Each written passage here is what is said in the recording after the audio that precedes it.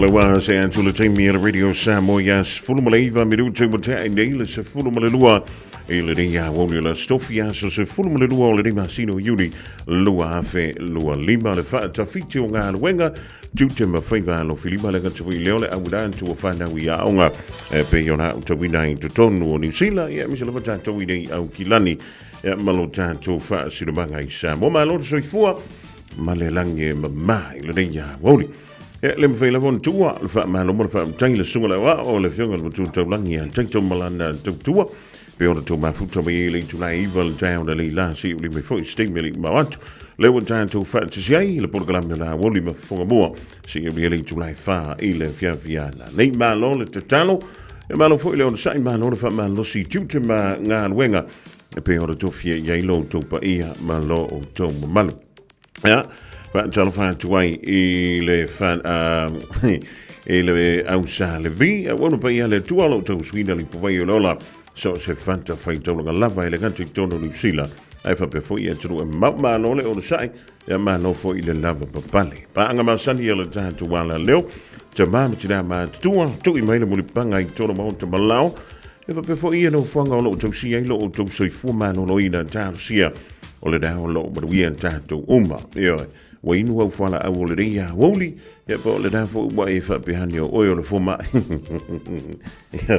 e siliane pui na ilo le tonga fitia ya fa yo da wa la pata yan tu ya li mo to dai fo mai ya o me ye tomo na tanto fia e fa fu lo ai le tanto ma tanga ile nei ya lo langi le tumba ya lo no wingo le mena tanto fia ya e on sei mai ya o el tamama o el tina le malo si lo do lo fe nga ye maga wenga tutu ma fe va lo filima o le dei stofi ma lo ale on sa man tu fe li fe to to ina ma le mo to tial foi o il fallo le la ainga e pe te fa tu foi le la to fa io na fa ya tu ya to e te anu ya nga me i o le fa e pe te anu ya nga pesi e pe ke anu la nga susa pe ke anu me ala o grabo e na ku fu ma ki kilo foi le il ko nga ka mo singa ainga ya nga la wa ko ki ngai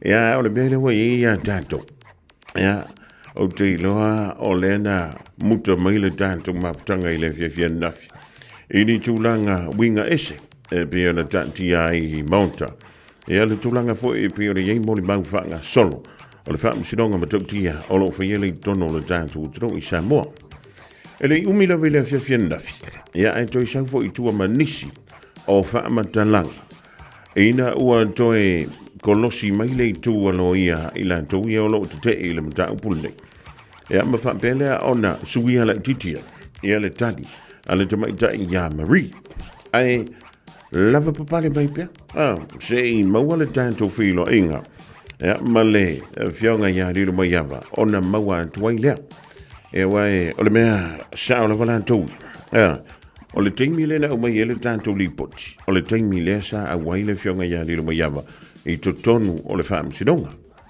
e le mawhaila na fio mai li lo mai ava i fafo e piki na iona ma fa longo kongo le fam sidonga o i ele se me fa pena o lai tau fia o mai fafo mo meu telefoni fia avia tau fia anto i ma mea pueata ma so osko inga mea la vai fafo na o lau api la vama lau peni e te anu mo i tono le portu fam sino.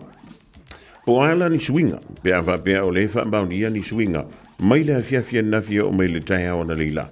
Ia o le mea langa, e le isap kala e fai aku ye. A fai wa e fai tau ye ni su tu su singa i lunga lo penga ta fai langi, e le o le mea na oi, o le ia ta tau wana o e ia, e ke anu e fai kau fa le lei, ia ma e nofo mai ma fau fau soli, po le mea e ari ia, o le mea ngai e pule e kama loma kua ia ai o le tātou wa ia porkalanga e pe o le ilu so tainga ma le fionga ia lilu ma yava ona o le sama sani o le solua ma le stofi e pe taia e hao lava ona rongo puia li ilo taupa ia mano o tau mamana e tau o manga uma e ia so e le mawantu i tātou li poti e pe taia o le lawe tom whaile tātou nanga ina ia longo puia li lo o taupa ia ma lo o tau mamana e mea e pei ona tula i mai tonu le tantu tunu i Samoa.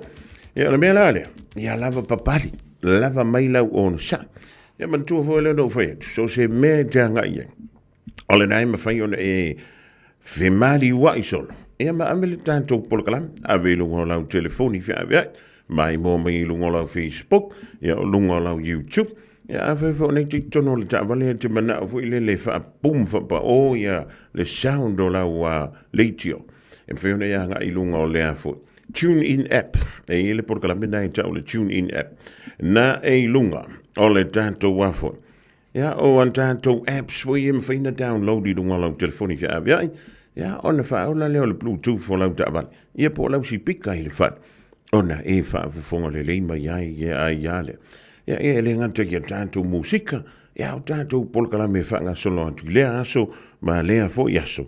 Ia au teiloa. Ia o ngai ko anga o koe whenga ruenga.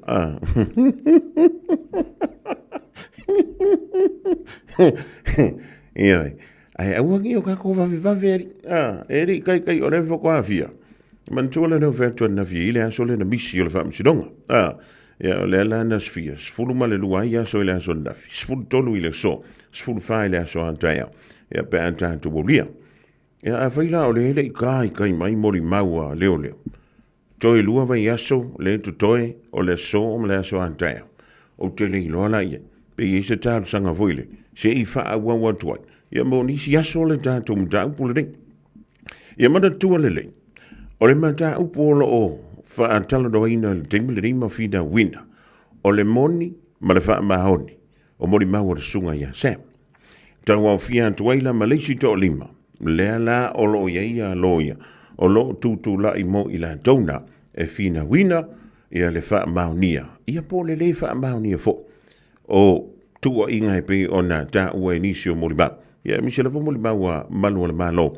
E pe o na whanga solo mo iei. I le lua. Ia male afa vai aso talua. Ai le o se mea foi le lo le au so I lunga lo koko maurunga re kai au po. E le o se mea o le aka ofi I lo wanu e wha au tiu te mau whaiva lo filima. E le ai, e ke alua o ia ma vai, e o no le temi a mantali tātou polkalam. E ile vahenga nei tu antu lunga le tātou Facebook ma le YouTube. Au e te poli. E ke maua le leia ke me papa tuel tamana. Ia le teng e a mata tuai. Ia le tātou whilo inga ma le fionga ia lilo ma iawa. Ia e po le ale kulanga wo I le nei aso. Ia e ringi au kala. O meo ripoti iana au mai e lilo ma iawa I le aso nafi. Ia, le kalanga le kua ki au tafa. E po le la stafu ne, po o fea le tu e te anga iai. Pe ke anga I sisi fo, pe ke anga I sasa tonga po matu. Ai ia mana tuale. O le kai sia ka ko porkara. Ole. Ole le I ia tātou morima. Ia mai, po le ale tūlanga e o iei le whaamisinonga ne. E umai fola. O la lava ia ka kolo ia whina wina na matau. Au kako, pa ipo e le skala morpano. O ele sui kau wā o kou I kumalo, ngai ke pano kai. Ia pe oranga, an mere ka ke wewesiengi. E makuane a se ka kou kupe maua. E le maua I fo. Ia ma se me foi lele ka oska mao hai. Ia malo le ngā lue malo le ono sa.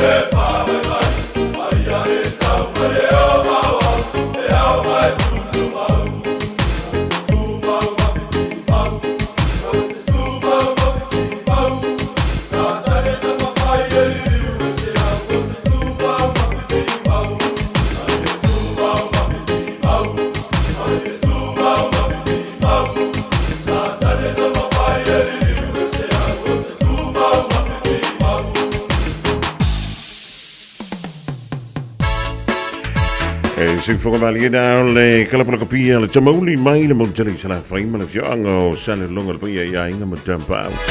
E rau whamiru te mutai ni le awha o le se fulu ma le lua whatala whantuai. E le pia madu le turu le mafuto me le rivaengo le awauli. Ioi, ke awe ke whapenga.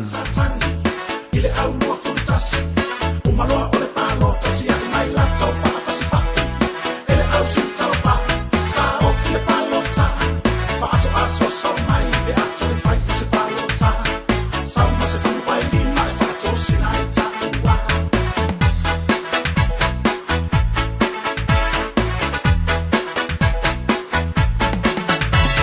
E mani a tele aso, I whai ngā palo ta. E tina lava le mamao, e tua o whale o aina. E anu lava o le ta vale, e au mai ai la tangata. E au mai whaapele pele, e pei o le whaina o se kurini sese. Toi toi a tango e si, ita i luma e sa pai whaapepe.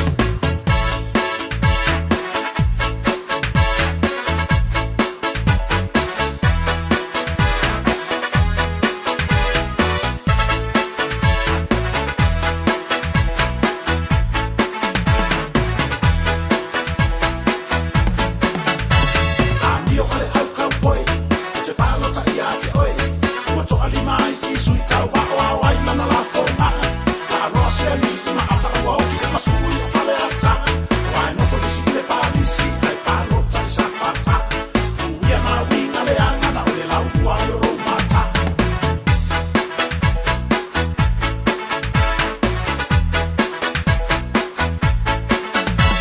Aso nei o le malama lama, sa o le ta alo le anga. Wa bea lava o le palo tawa umai ai patua o tamata. Ua sa o ai sila o matua, I le pasi o ma o kua. Ke ia ua le kau ka kala mai fua ia mea au le anga. Ke la o mo mafo ao mai ke a mai sa pa o whanao.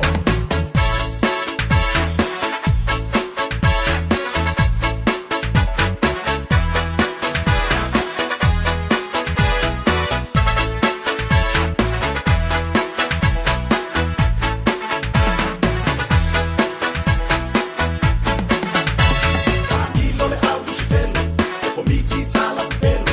Fai mai atu a mau o le ato wala o mai whaava au. Ai te iwa tu a mau fiu ewa ai koe wa e leto e sau.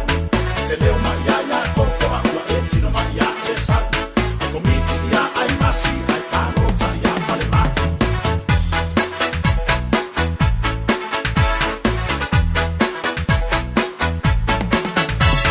O aso foi whapene, e nano ai o le talo le lei.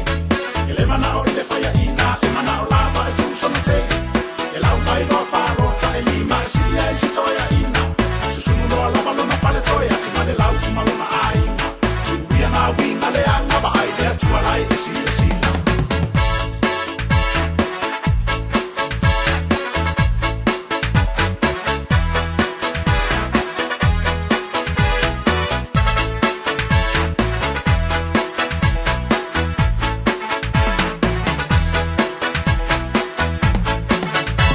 Tima ona pala pala, ana wa o le awala. E le tai tai lava foki o ta wale afi anai tama. Ai uma loa ua mano, ua le toi o la le awala. Pepe tu nana pa, ua ta wale afi a sui tau pa. Whaato a ola ola foki, pe ato e whai o se palo ta.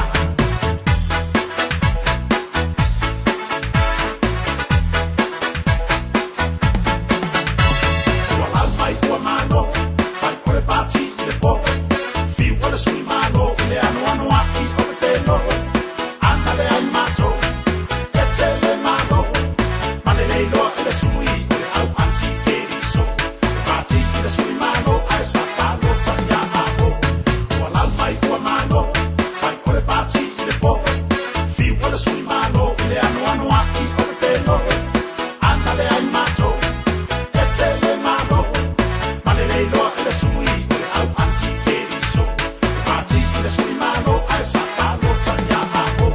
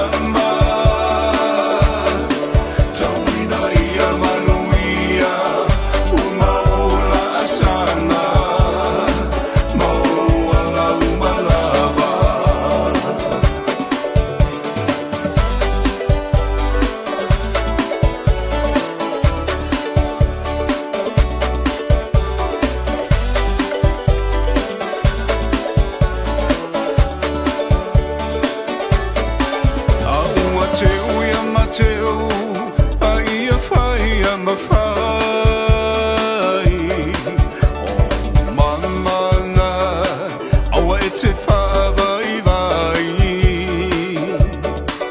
ai mana samoa lau tapua inga peona talolu atuna mafatai lo la lo fai vai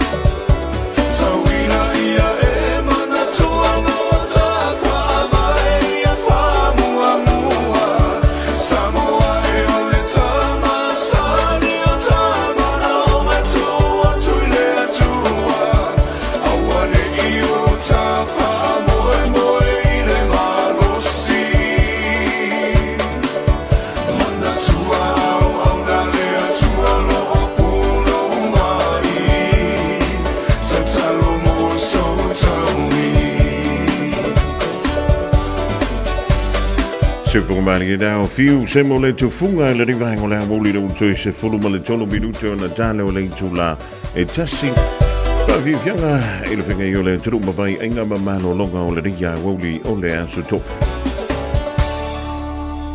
Measles prevention key messages. Immunization focus. Measles spreads very easily from person to person and can make people very sick. Getting vaccinated gives you excellent protection from measles. It means you don't get sick and you can't pass measles to anyone else. Getting vaccinated will also make sure you don't take measles with you when you travel and spread it to people in another country or bring it home to your family when you return. The measles vaccines is free for everyone 18 years old or younger, regardless of their visa or immigration status. Your doctors should know if you and your family have been vaccinated in New Zealand. Immunization gives you the best protection against measles. If you are not in quarantine, you are feeling well and you haven't been immunized, now is a good time to do it. Wasilia male luas ful tau sanga le tau tuale Aro Memorials. E ngau sia lantu maafa amanantu I oloa anangata. Maua maa e fua I lau faasoa. Mawhai foio na lei bai, fausia I lo manao, malafoina I Samoa. Tatala mai le asunga fua I le asfarei le mai le iwa le taiao I le lima I le afiafi. Ma le astrona I mai le iwa le taiao I le tasi le awoli. Afia ne loa I le lua o Messi Road I Mangele, tolu tasi tolu Great North Road I New Lynn, po le tasi fan tolu Cavendish Drive I Marukau, Petra Yane I le aromemorials.co.nz. Le Aro Memorials, wasilia ma le luas ful tausanga o lana tautua.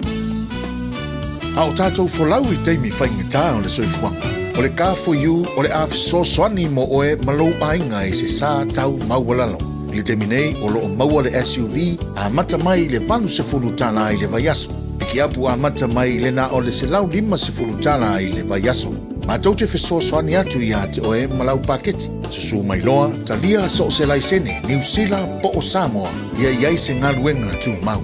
Vili mai loa I le car for you, o vau se lau lua fitu, wha iwa ono malu. O vau se lau lua fitu, wha iwa ono malu. Po le tuatusi o le tol se lau Great South Road, Manurewa. Come on! Eh, da whakawhea la. Popole fua. Vili le Wolfgram Auto Services with a warrant of fitness. E maua ai le fisosoani. E mawhai ono o atu siaki lau ta avale le fale. E au noa ma se tutongi. Le Wolfgram Auto Services with a warrant of fitness. E au auna mo oe ma lau ta avale. Vili mai I le lua fitu ono iwa wha ono tasi. Pe asiasiane I le lua se folo Hoia Road I Otahuhu. Radio Samoa. Taslima Ivatolu Amo.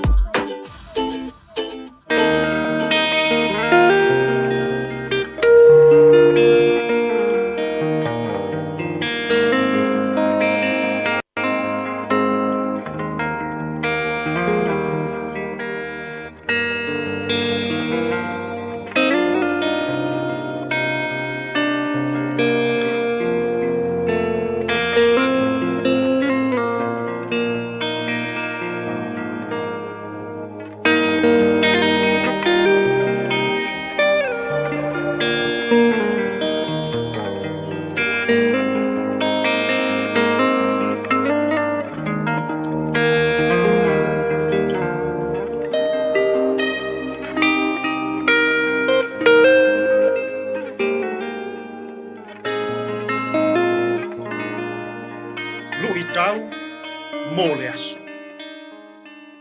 Ia I loa ina ma tadia ina. O oe ua se. Luka I lona mata upo e 15. O te whaita wina le foi upo e 2 A ua whai mai le atali I ateia. Lo uta mai. Ua ouanga sala I le o I le langi a toa ma ou luma. Ua ou le toia ngā o na ta ua. O lo atali. Tala masani I le wii wha mau mau oa.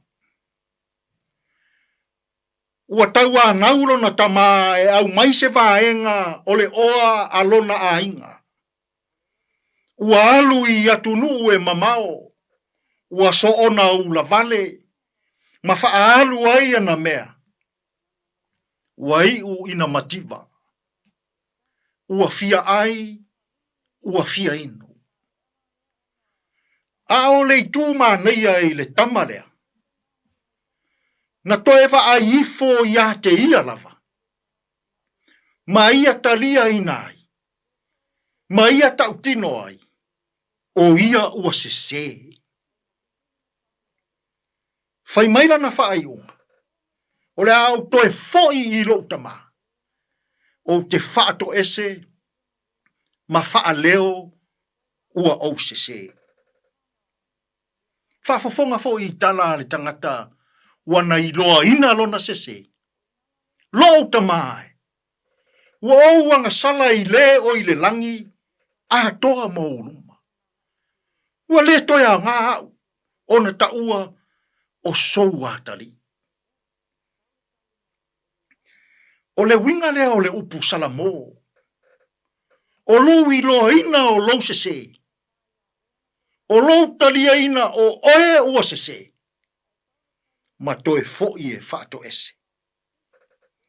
Ua vāvā o le lalolangi nei aso.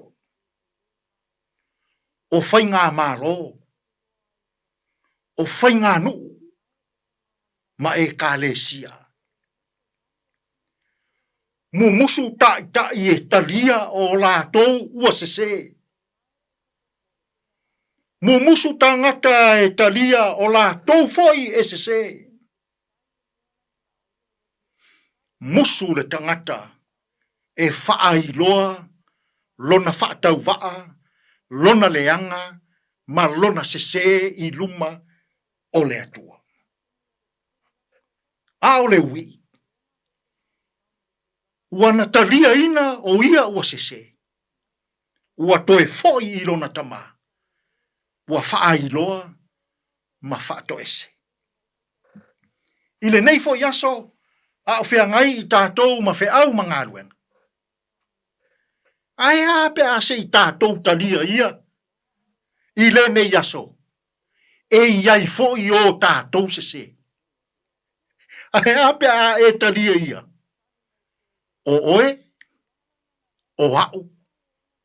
Ua sese. Tātou te tāro. Lea tuai. Lilingi mai au whaamanuianga, I le tautua ma le au nanga lau leitio ma lau televise whaasalalau I le nei aso. Whamanuia ia li matama itai o le au whai ngā ruenga. Whamanuia le whaafafonga sila alou atunuu. Whamanuia mai I au ma ngā ruenga o whenga iai au tangata I le nei aso. Lui tauina pea Samoa, I lou fina ngalo pa ia, lea tuwai, a o maia Samoa. Ia mātou I loina, e iai taimi mātou te se ai. Ia mātou I loina, ona toe foi e whaato ese. Lou lava suafa Iesu, ua mātou tatalo o tuaine. Amen.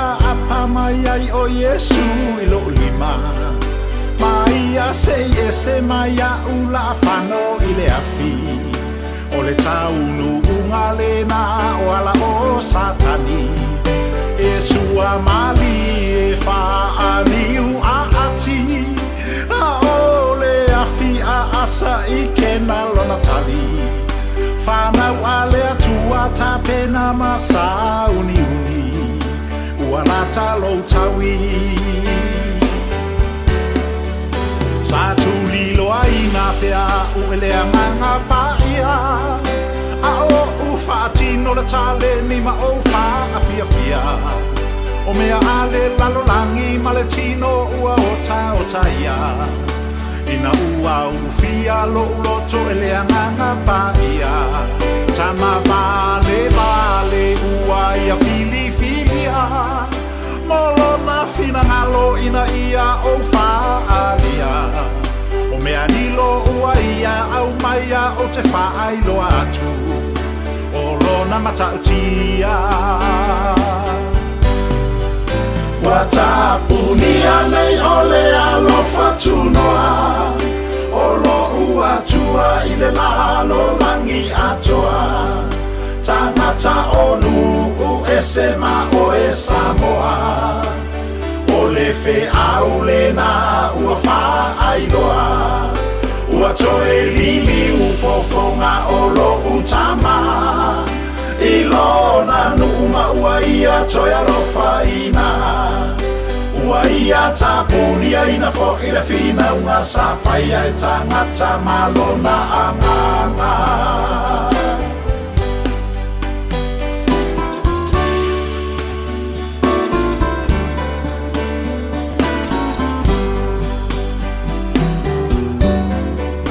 Ile taimi lavalea savala awai le atua I tulu inga ole nei lalolangi atua Tangata o Israelu o I fea mafia Fo I maia I te tonu o tou safa atafia Ua toe alofangia ina elo utama O Israelu o lona nu umalana fea ngainga O Israelu o lona nu umoni lea I lalo nei Malona ainga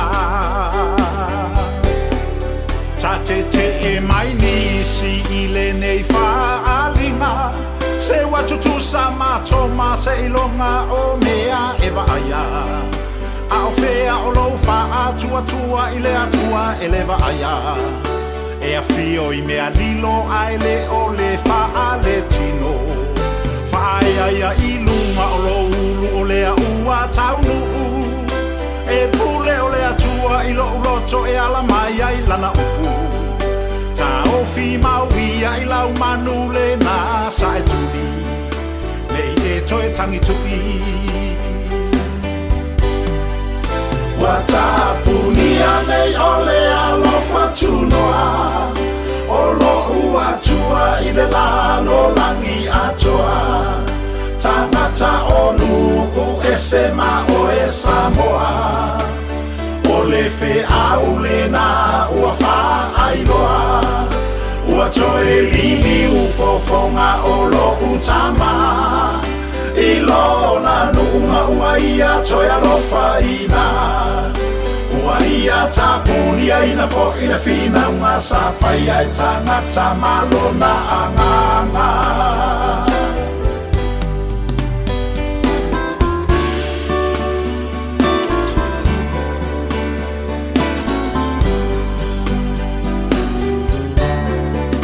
Fina ngalo o le atua e ui mai I mea mawala lalo Pale faa tau wa ai awala mai ai o lona mana Ai ua tau solo mua lava I le au kerisiano Ona fai upu mai maleva ai mawalalo Ua tou fuaina mai au I le faa le tino Ai ua tau aso tou mata I ala o keriso Ua whaai loa mai e le atua I tama vale vale O lona fina ngalo Wata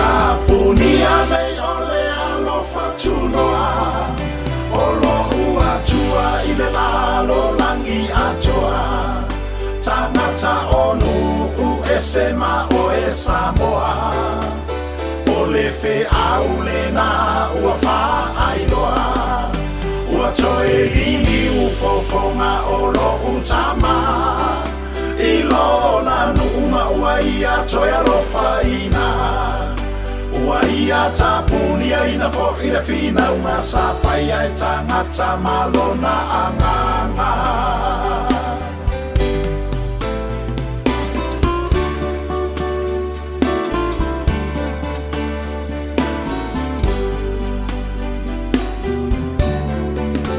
ua sa e lua ina le ia pupuni o le alofa tunoa sa lave ina i oanga sa lale lalolangi atua ua faa mutaina ele atua o le na avanoa ua faa tau nuku o lana upu pei o na tusia tama vale vale ua ia fili filia molo na fina ngalo ina ia o faa alia awa ele faa vavau na fina ule anganga o le atua mamanatu o tangata watapunia nei ole alofa tunoa olo uatua ile lalo langi atoa tangata onu u esema o e Samoa o le fe au le na ua wha ailoa ua toe lili u fofonga o lo utama i lona nuuma ua ia toe alofa ina ua ia tapunia ina fo ina fina unga sa whaia e tangata malona anganga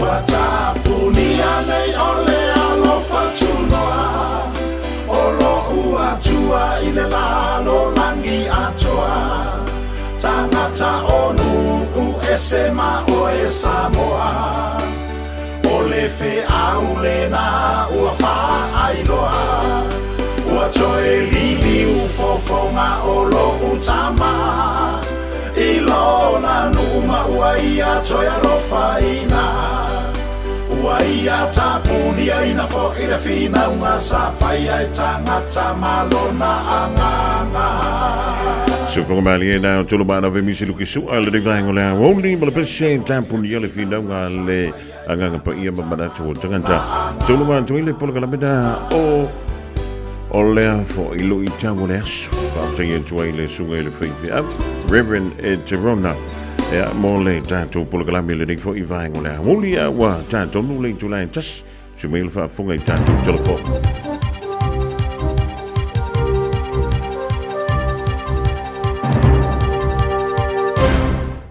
E toi whaatalo whātu i lau whaafonga anga le nei tū la o le aso tofi, se whaapoponga le nei o tātou tāla fau, mai lau Radio Samoa. I tala o to mua, ua whaailo popo lenga o fō mai le whaatetele ai o le numero tangata ua auto wa atu i whale mai, ua whaata o to lia foi, ona o le wha mai o le talevivini po le whooping cough, i le tele o i tū malo o le atu nu, e pe o na iai whaitu o Bay of Plenty, ma Lakes. I le mawalunga ai la o le numero tangata wa fia le talevivini ua fautua ina malosi ai e fō mai tangata uma ina ianga e whai o lato tui pui pui, mo i lato uma uanga wa e whai o lato tui. I ripoti ma le News Talk ZB ua silia ma le tolu se lau tangata ua whamawina le a fia i le ai o Bay of Plenty ma Lakes, talo na whamaunia mai e le matanga luenga o le soifua maloloina, le pepesi ai o le whama i totono New Zealand i le tausanga talwai. Marisilia atu le tolu se fulo tangata ua tāwhia ma o tangase o no le malosi o awhianga mai le talevivini. Whamawina i se pepo o whaamtalanga ma le Health New Zealand le te leo popolenga o fō mai mō whanawiti po pediatricians i naitina mai tō o pepe whaato a whananau mai ai mai se lava i a inga Maori o lea whamawina o loo matua i a awhia lava i le talevivini. I whamaunga le toa tele o nei whanau witi po pepe lo ta whia le whal mai, mō tonga fitinga wha awa wa fō mai matausi soifua. Whamanino fo e se tasi o fō mai mai rotorua, ia Dr. Dan Delore, le maua lunga o a whianga o whanau o lo tupu maola e ainga, o lo maua lalo le numero i lato e le i whaiatu i pui pui. Ma wa ia fautua ina malo se a inga matangata uma. Ina ia whaia loa lato tui pui pui. Ina ia mawhai o na lawe ina mai nai whana witi mai lea a fia. Ai mai se ina ia mawhai o lato tino o na tatali a fianga o le wha mai. Ua wha manino fo ele Health New Zealand ele ai se tūlanga e ono wha pole ina i lato ili vai la out o le tui pui pui. Ma e mawhai lava o na whai e au noa masi tutongi. Toa tele tangata na le mawhai o nanga i ese mai le vaa lau pasese o le aratere i le po ana po ina ua pe whafua se i le vaa a o anga i atu le whai ngā malanga mai Picton mo Wellington e. I ripoti mai le liti o whaava malo New Zealand na mawai na anga i ese le vaa lau pasese mai Picton i le valu lima se fulu i le po ana po. Aina whaate ia lau pasese mai lau vaa i le pe whafua se i ai o le vaa. Ta ua whaato ato e ola ane le vaa lau pasese le itu lai tasi le vaa veao o le tai au nei. Ina ua mae ani ngā luenga whaatino mo le tau whaola ina o lea vaa. Na whaau au lava le whai ngā malanga mo Wellington ne. Ma ona o tūlanga wha le tonu na iai le vaa na sui ai lo le teime tau nuu ai le vaa o le ara tere i Wellington ne. I le itu lai lima i le vaa veao nei. Lona winga, ua whaatu langa le teime mai tū la na tū lai mai ai le whaafitau lima le teime na tau nuu ai le vaa i Wellington ne. E valu le i tū la. Ono tūlanga wha le tono o lewa a lau pāsese e le i whaatau nui nai loa whai ngā malanga na fuafua mo le tūlai ono le tai au. Ta ua so upu e le i mawhai o na wha awa wina nei whai ngā malanga ai se i tanga i a whaatino i loilonga mo le wa apo o le lei a totoa. Wha mawina fo i le tele o malanga na toi suia taimi o whai ngā malanga pāsese fo i wa toi tu ina atu le fisosoani mo le fitu na ingo a lātou whai ngā malanga e au noa masi tutongi. O tu ina mai ai ma se wha malulunga ale company i lea afianga ua iai nei malanga ale toa tele ona o lea wha le tonu.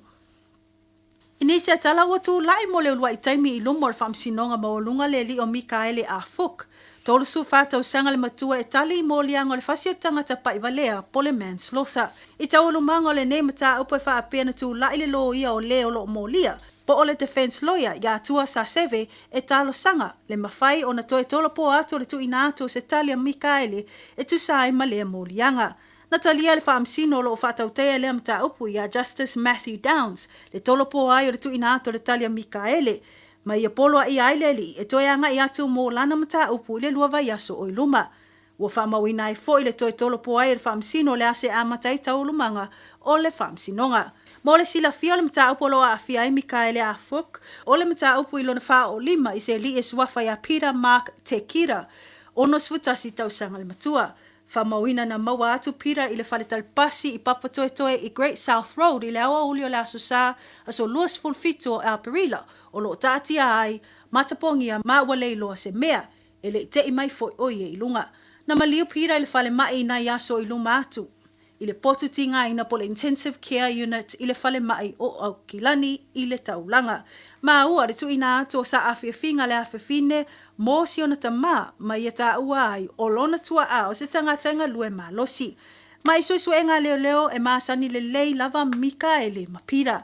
Na ulua i mōlia le li o Mikaele le mōlianga le wha o lima i le whaamsinonga wha i tu maa lo mankau. Pei ta ina toe suia lea mōlianga i le whasio tangata pa i valea ina wa maliu Peter ma tu ina tuai lo le mata upu le whamsinonga maulunga. O lo o tatala nei tua Mikaele a Fuk e ta lia ai le toe walauina o le mata upu i lumo le whamsinonga ma o poloa ina le whamsino lea lii ina ia ngai atu mo le mata upu i la soluasua lima o uni. Mai tala mulmuli ua whaalia e le komisi o sue whaalavlave o awala o whemalanga inga po le Transport Accident Investigation Commission le moomi ai o na toe ilo masanga whaamalo si ai o tuunga. Ma tūla whono i masini whaalele solo po o drones. I le alia e mai o se mta abu na tauau i na wheto ai se drone ma se waalele lau pasese. Ta o e reporti o la o whaatino pea sue enga le komisi mta abu na tūla i mai le masino a peri la tausanga lua o lua whaa. Wha pēr toi titi lava a wheto ai le waalele le Air New Zealand ma le drone i le toi lua a whe futu le mamao mai le malai waalele i au kilani. Ma ua e soli tu la whono tu langa nalia e mai mai soli ai o ai a ingamta i ala le waalele ai se drone i nofoanga e iai malai waalele. Whailo e sue le auso e sue e iai lava tangata o lo tau sisia nei ta i ala mtu la whono a iai fo inisi e fōlinga mai e le maalamlama i ta i ala mtu la whono po le le fia maalamlama foi. Mai wai lava ona solia nei ai a inga. Ta ua le auso sue ua iai fo inisi e maa fau e le tai lava ona a fia la to tu la fono. Ma o le ala le o tatau ai lava o na toi ilo ta iala. Ina ia wha maalo sia tu la fono a o whasalanga mo e ele fia wha longo. O tatou telefon na mo le nei tu la wha aftai wha fonga mai, tau wha se fua. Radio Samoa. Taslima iwa tolu. Amo.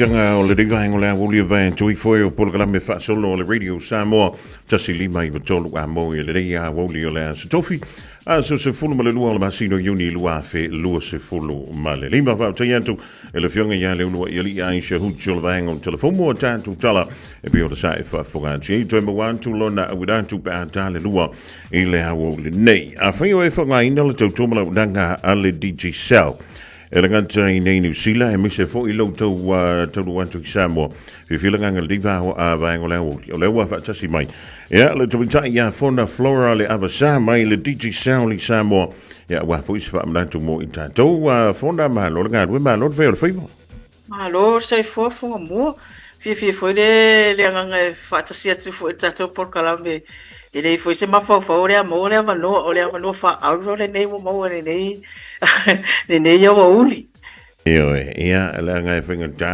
ia tai mali e o le ulalik ma lo le soifua ma le langi ma e wau te lo fo i o la walu ia le fionga ia le au pepe e alue ave ano fautuanga fo i e koe whaale kokumo ia le pulu o le wo o meile aso ta aloi au ilea e le hawhaina lea o le mesili le wa tātou whiloi i lumau nuk ai le o tua nuk ani vaenga e tatau o na silfia fo i le tātou turu pe a whai e tu vai antu lea i nā i lau ele malau whanua o Samoa ia mi se fulu toi fo i mai ia mo le anga i mai leo i la tauna e anga i mai lo tātou turu i Samoa mo ni usila nei le whaunga ina la vale o le tātou sim card le DJ Sound la fon Pa aftai lava fonga mua.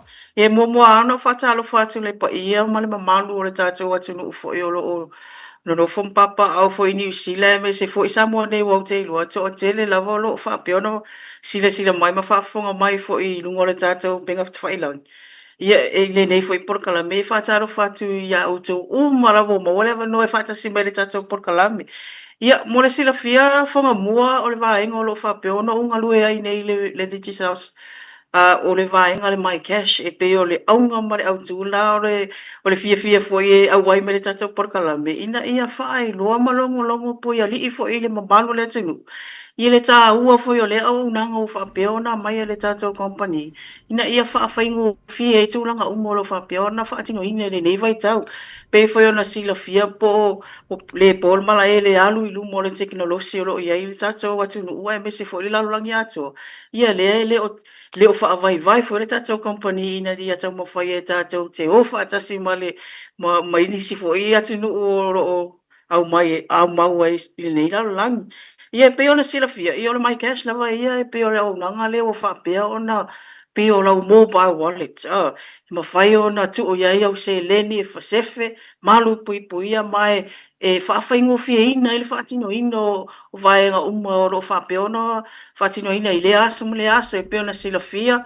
e ma whai ona receive ai se leni o lo whapea ona lafo ina mai atinu uma mau pe ona o lisi na vaenga o fia wa join me le tatou Porkalame nei au ia wai pe ele o pō mala e o i mātou nei i Samoa e wha moe lava i tātou a inga o wō mai māsani o no nofo i atinu mamau e wha peona wha ngā inga i se leni e lafo mai e ala i wha lave o alofa foi mea tau a whale a inga e mese foi tūlanga uma e kalesia e mese foi tūtono o numa ma fio anga o lo e le tele lava tūlanga whapena pe o lau le nei au auli, whai loa atu le maru atinu, whai ngō fie vave, ma saunga le mu, e maua lava i le teimia e sen mai, e se lini mai atinu i mamau, e receive lava i le mai cash wallet nei i te tono le tatou atinu, i le telefoni. Pe o sila fia, le pe e tene nā ngā, e mai le maru atinu i tatou, i le Western Union, o isi fo i vaenga umo tatou financial, IMT companies na ai pe o loa whaingo fia le tātou company le to fan wai na ona send mai lava se leni mai fafo receive sa o ai lau telefoni pule o e pe sefe pe tala tūlanga umai whaatino ai whaatau ele cash power se na ele tap up ia po fea fo ele mea olo alala mpapa o e te tonu i Samoa e whaiona se na i tu pe olo alala i savai, manono, apolima, e mawhaiona sena tu ai se leni whapena pe amana o mia. Pe olo tūlanga re tau mawhai e whaata tu le nei au auti. Mō mātou iei ni wei, masano i sao lai ki kia kua au tau i lisi teimi whele le mele tau o le teknolosi ma le mana malama i le whaonga ina. Wa le tō tele i tapamu tina mātua. E whaatali ala se i o mere whana vui le lenga whakaika ilo lai. O le ana whaingo le mele o le mai cashi i lunga o le telefoni whi awe ai. Ia a whaiwe o le whaonga le PC po le laptop. O le alo na whaatinonga vui le ka ke le skala. Ok, whaafatai mo le whaafasili. E se fo le tā ua le vaenga i peo na whasilingi. Mo le vaenga i le mai cash. E peo na sila fia ia iailau numera Digicel. E le mawhaiona iai se au aunanga le mai cash. Pea le eisau SIM card Digicel. O le vaenga la le whapeo i nei Samoa. E mawhaiona su mai le stala lau SIM card. Whaatino ina uma vaenga na mana o mia ona e whasilingia ro. Fia vaisau mai cash. O le tūlanga lana, o le a whapeo na peo na fia whailo atu. Ia mama peo le sila fia. E lava inisi o mano le tatou atinu. E le iaini formal IDs. tatou formal national IDs ia putai pe o le nupi fa o le pension matulanga whapena. Ai leo o whawhaingofia na company. Na o lo susu mai lava ma lau telefoni tiki sao, e mawhai ona le stala lau mai cash, pu e lo watsa, a mai nei nisi whaamaumaunga ina whawhaingofia e wa a sausis tangata tala lau se leni pe claim o lau mai cash. Alai e wa ai atu le mata office i nunga system. E le o tala whea ngai whaamaumaunga e pe ona te uina mai. Pe la whaenga na, e whawhia e fia fwoi whailo atu. Poi pe o lisi na vaenga le pe wha mai esi ele hei saka ID ta te la tue le skala. Mo le tala fia.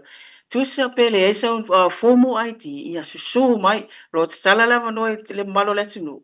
Ia o tangata la wha pe o le tau pito e pe o le vaenga na le PSN mai esen. E mawhai ona wha o ngā ina na mato IMT partners la le pe o le Western Union o le ClickX. O le MoneyGram ma le ria, o vaenga na e peon e o ye wai e ale mobile wallet na ye send through mobile wallet.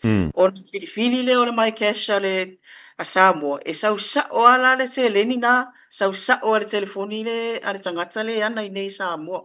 Pe o le vaenga la na e fia whailua tu le tatou atinu nei o. Leri, alona winga la ke afa pe o le tata mana nei New Zealand. O le tata mana o le tata le stala i lunga o le tau mala unanga le wal ID mtulanga na e whaatino le tau o unanga i Samoa. A whila i nei New Zealand le tata mana o e whai atu ai le senda tu le se leni le. O le whaatinonga o le a unanga fona. Mana ia le whafsili. Ia peona o whailoa atu le teimi o mai a. O i whapeo ni usila. O le a whaonga ina la IMT partners ia peo le Western Union. O Ria, o le MoneyGram, o le ClickX. Maenga na ia le latou feature ngai lunga o latou upenga ta whailangi foi po o latou apps foi. Pe te su foi tono o latou la foi nai New Zealand. Ia e fisilingi ala o e pe send mai i le mobile wallet i nei Samoa na le whaongaina le mai cash. O lono winga la tateanga i la lao company. Ia pe tateanga i foi i lunga i lea foi upenga ta whailangi. Ia wai ta wale o nanga lea le ClickX.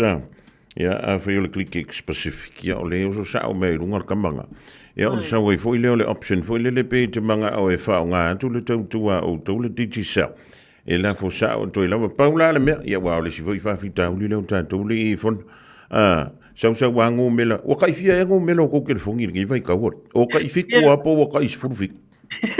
Mo le sira fia la wa fonga mua o le ai fitu a tatou digits o le tatou numero telefoni nei Samoa. E le sui ala walwa e ngana e peia o le sina mea le tele na iei foi nei whawhita uli nei Samoa. Whamai laua sen mai. Ia pere o sa o le numero le sen na ngai ai. So e tau wana whamauti noa fo ia mato e confirm le le. Ia numero fo ia tangata lo au mau nei ina ia mawhai anu whaati no le wa.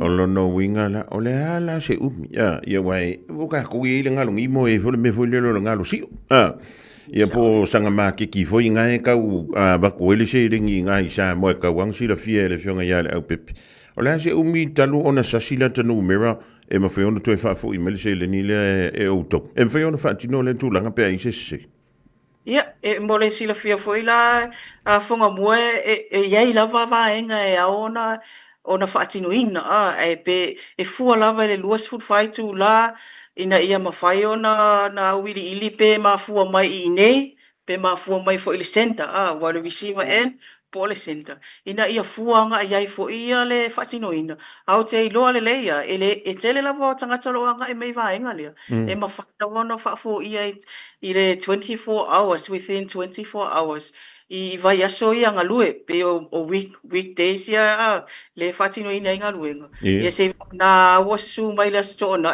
o ile aso sa pole afia fila stona ia ile ima se o fai ngaluenga e pe le tulanga landa e te wa umi te le atu la le vai ngale ia le o lo no e o nga la ka notebook foi le kusile ia lalo ia o le fai ngofie o mail vai taule I lunga o telefoni fi ave lei mes fain ka me foi le copy and paste se vanga na I ma tau ia o tai soli o le la ko foi kula ka la le ma ko ka yongo sfulu ka fikus fu ala nga ko ke le fu ka fikus fu ol mo kwa si pokio ka manga sa ve umar fo nga ino telefoni telefoni fea e ka woki lana lima sfurunga ilano iskai e pe o ko nga kupulanga e ngani fona o ma ko ye lunga ka ine le u fa ka li pension e po la fu a makanga mo a ili ma ia ma to ani si vanga e ona si la fia ya ele to lunga ina tanto filo ingele so fon Ia, whawhatai mo whawhasiri pe la wala vaenga la vai mātou le mai cash.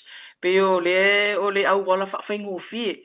Me se fo ila le receiving o se le ni mai whafu.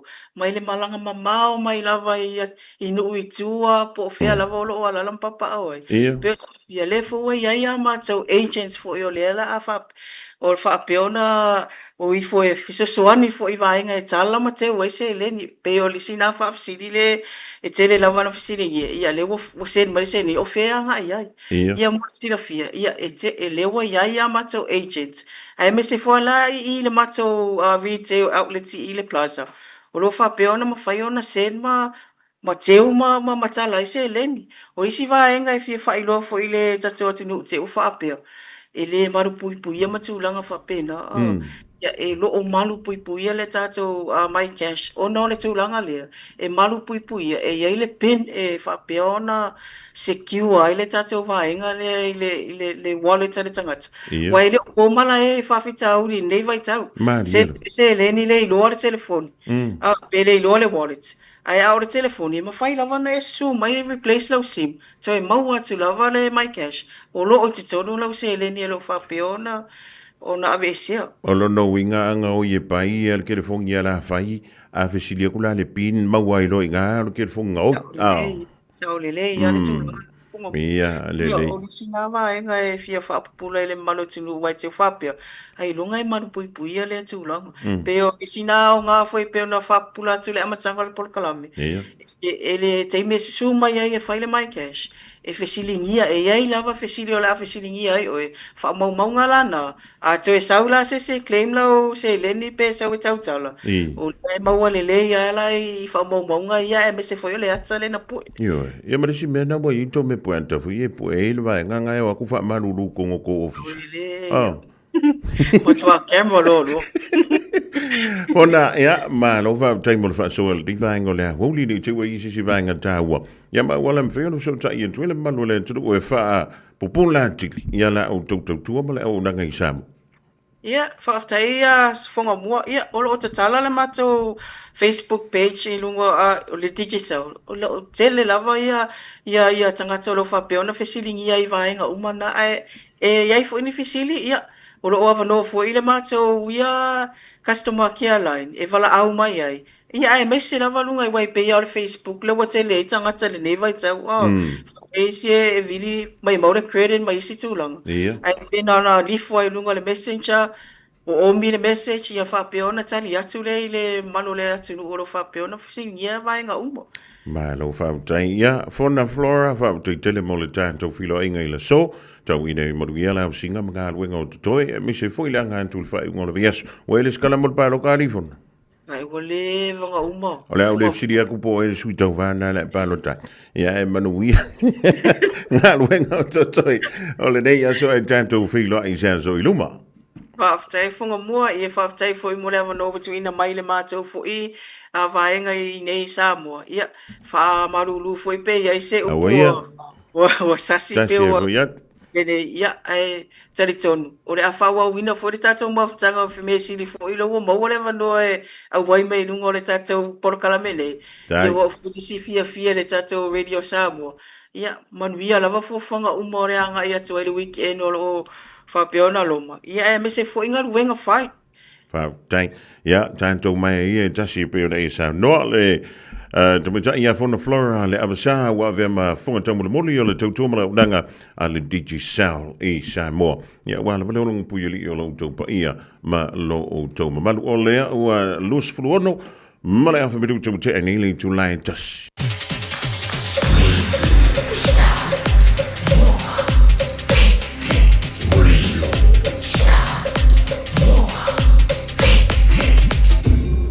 Moi tu amo.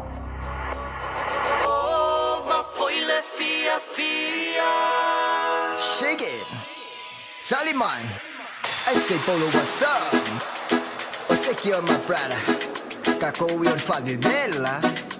so fa nga make la mai la kama manga ya tawi ale ai masikumbe ile kama alufua iko kongo kalu waile alufa ile kumpe ai ole mafukanga ba ilo iko kongo vale alole sasa au ingo mele nguko ole tawa usimusu wa kuyai ai fia ula vale fai mai oyele ai osipanga nena heba waselo wangalenga ukako ula vai ko efasiela e afema police la soli ele mala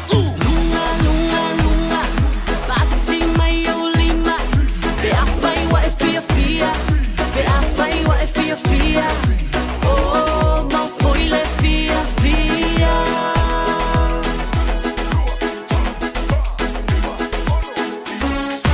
Lunga, lunga, lunga, duelo é mais louco.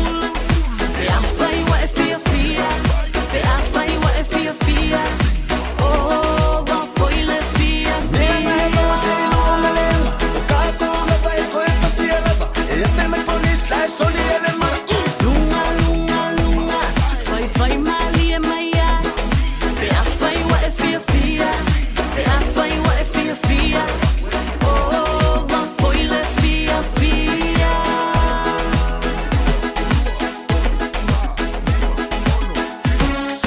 Lunga, lunga, lunga, se vamos le causa a fia, be a fai wa e fia fia, be a fai wa e fia fia, oh, va foi le fia fia.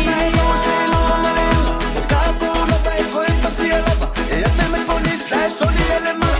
Lunga, lunga, lunga, gosto lo ai fafo. Se awol so onga fasia, awol so onga fasia. Wanga la vole fia fia.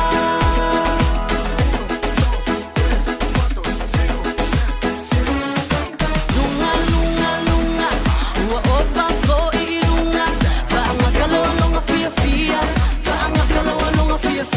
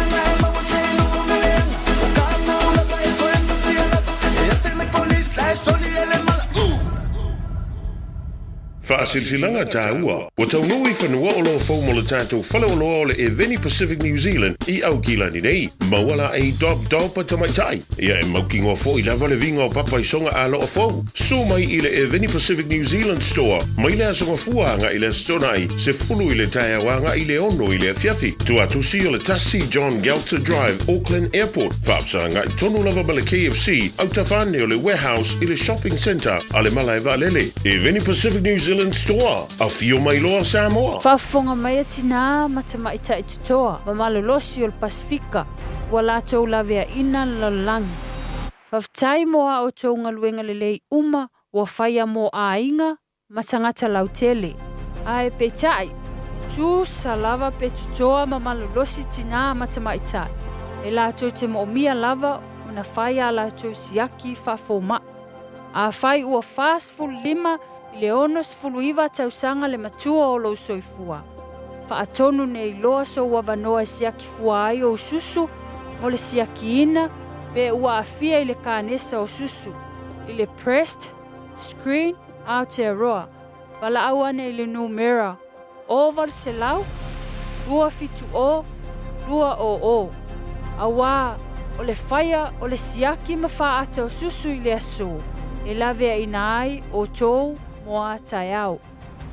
O le Casa Beds and Appliances, o le tali o umana onga, I o loa e whaatotonga ailo mauta, ini tau le lei, toi ananga tā, e mawai moenga ngā o si tutona ni usila, wha apea se tino fōa o le potumalo lo, laulau ai manofoa, TV, la au pese, usa aisa, masini tā lava lava, telefoni fe aveai, maisi. A whiu ane loa I le whawhituwha Great North Road o tau, po le tolo fituiva Great North Road I Henderson, le Casa Beds and Appliances, telefoni o valu se lau, lua lua lua, 5 o valu se lau, lua lua lua, 5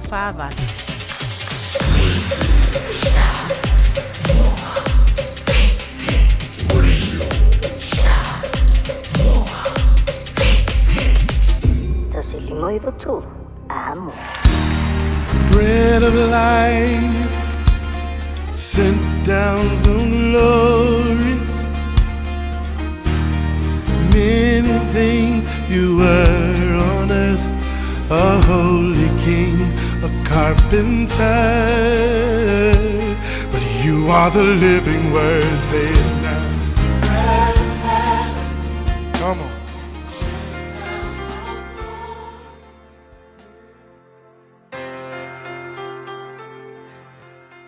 Alo fal tatou tunu o mai le tatou por Kalame le amre tole ola le nei fo yaso e o te whawhelo ia tuiati oe I le swafa manumalo o le tatou li whaola o Yesu. O le ones fuluiva al fai upes fulutasi le fuai tau whapea ua tali atu Yesu o pili a Pilato. E le ai sau pule ia te au pe ana le tuina mai ia te oe mai lunga. A le upu mo o le aso le nei ia ava pulenga umalava I le tua. A whapete whai tau le Romas fultolu whai upu mua ia I whai leisi whai tau le apostolo Paulo whapea ia usita I tangata umalava I whai pule silisili e ia ili mafuanga a wawhai mai a waile ai se pule pe ale mai le tua o pule umalava o lo whai nei ua whatuina e le tua. A waile le whatu langana le whai upu me ta ua nei whautua le tuspa ia e a manga ia pulenga umalava hava tangata umai le pule ia ai o le mafuanga o na whai mai tala tuspa ia awa o pule umalava po o pulenga umalava o lo whai nei le lalolangi o le pule na au mai I le tua kusalava po se pule le whaola inga ma le taltonu le tua wa ke vai kuspa ia ne pukanesa o le pule le iloa le tua Pilato o le pule le iloa le tua ate wa aina tangia o pule umalava na o mea na tofia e le tua. Al me ta ual nei. Ai loa e so se pule le mafua anga o lana pule ke loa. O le pule wha manguia inga le pule le na. Awa au na loa o lana pule o le mea mai le tua. O na ava lea o ia I le tua. O le nga au mai le pule. Al mea silinga inga mana ia. A ava le pule I le na au mai lana pule o le mea le atupu e ke va ai fo I tangata ie muli ma I lalo I fo lana pule e fai ngofie mausitai I latou I lana pule so le songa ta ua fo I le mo o I le aso le nei o le ase tūlanga pule o e iai o le alawa ko inga pule peke pule fo isa company peke pule se ainga peke pule se potokotonga lava o le ale tu inga pule lo no winga o le authority fa pitoa wa watu le tu e ke wa ai ni tangata fa tu ina oe o le ale tu inga tūlanga pule o e iai o le sona ia e loa o le pule le na o le mea na avatu le tu ia te oe po le ale ko inga filfili I oe pena filfili oe tangata I le unga le aso e ke wha pei fo lava o le pule le na whaatanga ma vatu e le tua I te oe e o ai pulenga wha pau ke wa ai kuspai pena whai atu Pilato le langa wa ai tala fo ile ia Pilako ina o wha masino Pilato Yesu whai mai wha masino laku I whafo lau I sala elu ko sau kong Pilako ko laku whafo wale mautonu Pilato ai ko saulo I tonu ia Yesu fai mai lo Pilato ia Yesu sole fe ke sauai a fai mai tala tuspa ia ua le tautala Yesu nga kawika leo Pilato fai mai tala Pilato ia Yesu e ke le ngana mai e ke le ilo ia te au le pule ale le fia falala mai e ke le ilo ia te au le pule e whaasa o loto ai oe, ma whaasa tauro ai oe. Whako ako e nganga lo Yesu, whai mai lo tala Yesu, mai tala Yesu ia Pilatu. E le ai sau pule o ia te au, pe ana le tuina mai ia te oe mai lunga. Ewa ai ka ua ke rea, e o oe le, ka ngaka whapau pau, o le pule ngai ai, sapi ai, o le pule mai le tua. So le songa foi mo oe le aso le nei. Le ale tu ai ngā pule oe ai, ia e iloa, ona e awa i le tua, o ia na awatua e to whinga pule ia te oe. A le tua ia whamanuia i pule ngau malawa. Ia whai foi ma awa onga le nei mata upu so se tasi lava ua e to fie so se pule anga. Ina ia aua nei whamawalunga. A ia ngai loa o le pule o le mea na au mai ia te oe. Whawhitai Yesu. Amen. Yeah.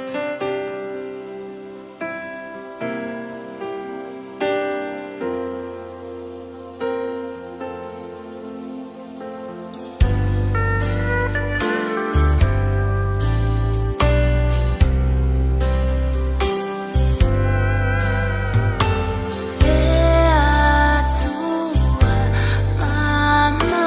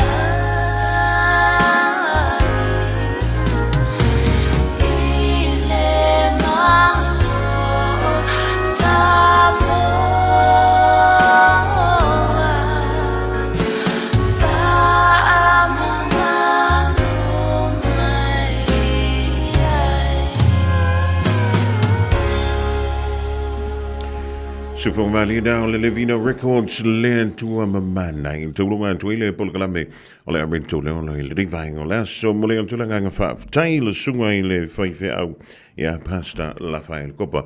Mola Tanto Polkalame, the for your stuffy, take the end to the 2 on a 3-4, Yamalum Tanto Walla less or down to him what, ya le Tobulunga, Polkalame, Rintola, more the day for you. Yes, so. Sfulma Leon no miru tolo ton talo le tulai luan tal luan toi audantu ya tala maya le ulua ili Aisha hutula vango telefo ila rinfo ya stofi. Radio Samoa Tasilima Ivatolu Amo Radio Samoa Tasilima Ivatolu Amo Olawa toro waini sile o tanto fa silsilanga wala wale longo puyeli i olo topa ia malo o toma malo inisio fa moe. Ola fa pele ona fa toro wina ile fa i unga ole dek fo i viaso e meise le fa nga salonga ole dek fo i masina. Pele wana masina ia ile tanto fa silsilanga mua ole tusi ole vau filifili. Joy fo i mala tusi ole songa. Awuringa alo sa lo minga ole tusi ole vau filifili male tusi ole songa. E mawai ia whaalupenga o Samoa i sifo tutuila mamarua. O nisi o talatu o Samoa o ala ngā upu o la matafa i o la matahi i le whainga o whaalawalawe e pe i o whai poiponga maliu leo si o singo a inga. Whesila whainga o paolo o si i whaaloalo whaalangingo i Kalesia ma le tele o le ngangana o whaanolonga. E na o le fitu se fulu tala le tau, na o le official radio Samoa i le tolu pa tolu wana Hobel Avenue Manukau e maua tuai saulo minga. Monisi whaamtalanga, mala wane le lua ono lua tasi lima i vatolu, lua ono lua tasi lima i vatolu, pe anga isao i lunga o le tātu penga tawha i langi o le shopradiosamoa.co.nz, shopradiosamoa.co.nz, ia e whai mai ai ia lau oka awina sao tulava, i nā i le tau antino o bale taupi tono foi e awa lava ua fufuanga e pei ona whianga iai.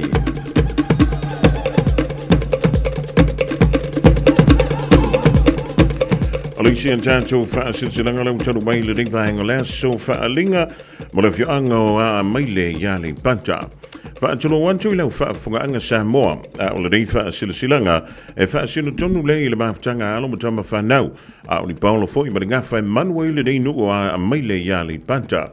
O le awhaila tātou funtanga i le storai ne ia sa sfulma le whao iuni i le tūlai tolu i le hawauli e whaila i le no whanga e o le Kelston Community Hall tāl sanga tuai ma le nganga ma walalo i le tātou maafutanga whapele au talavou e fia maua se tātou whilo inga ona o se mata upu tā walava ai morisi whaamtalanga whaamsotayane i le olua tasi lua whali mawha ono no lua olua tasi lua whali mawha ono no lua whaamtailo sinia ele ofisa male laula fono le maafutanga le whioango a maile iali panta e to tonu o aukilani nei.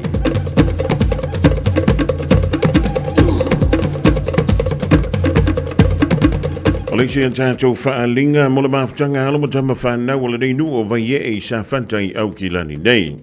O le awhia le tātou maafutanga masani le stona i nei aso se fulu mo le whao iuni lua fe lua lima e whaiele i le tūlai tasi i le awauli i le maota lea o lutu i manga mau le tuatusi wha li neri place i mangele e tālo sanga tuai mo le wha loalo i le tātou maafutanga ai mise fo i tama whanau si o mātou nu o vaie e sa whanta o lo o alana mapapa au i au kilani nei a fifio ma maliu mai tātou nuti mea whaatasi ma wha mau popo le maafutanga si o tātou o tro. Ma mai leisi wha upunga Samoa e le lei ale to se anu po topoto talo si e le lofa malanga lei o le jama o i le langi moli atu lau tau sei fua ma soma tuola tātou te whailo iai le aso i le manuia. E morisi whaamtalanga whaoso te iane i le teitei whono i le olua tasi o iwa lima lua lua valu. Olua tasi o iwa lima lua lua valu whaaptai o lo se nie le lau a whono le maafutanga le whianga vaie i au kilani nei.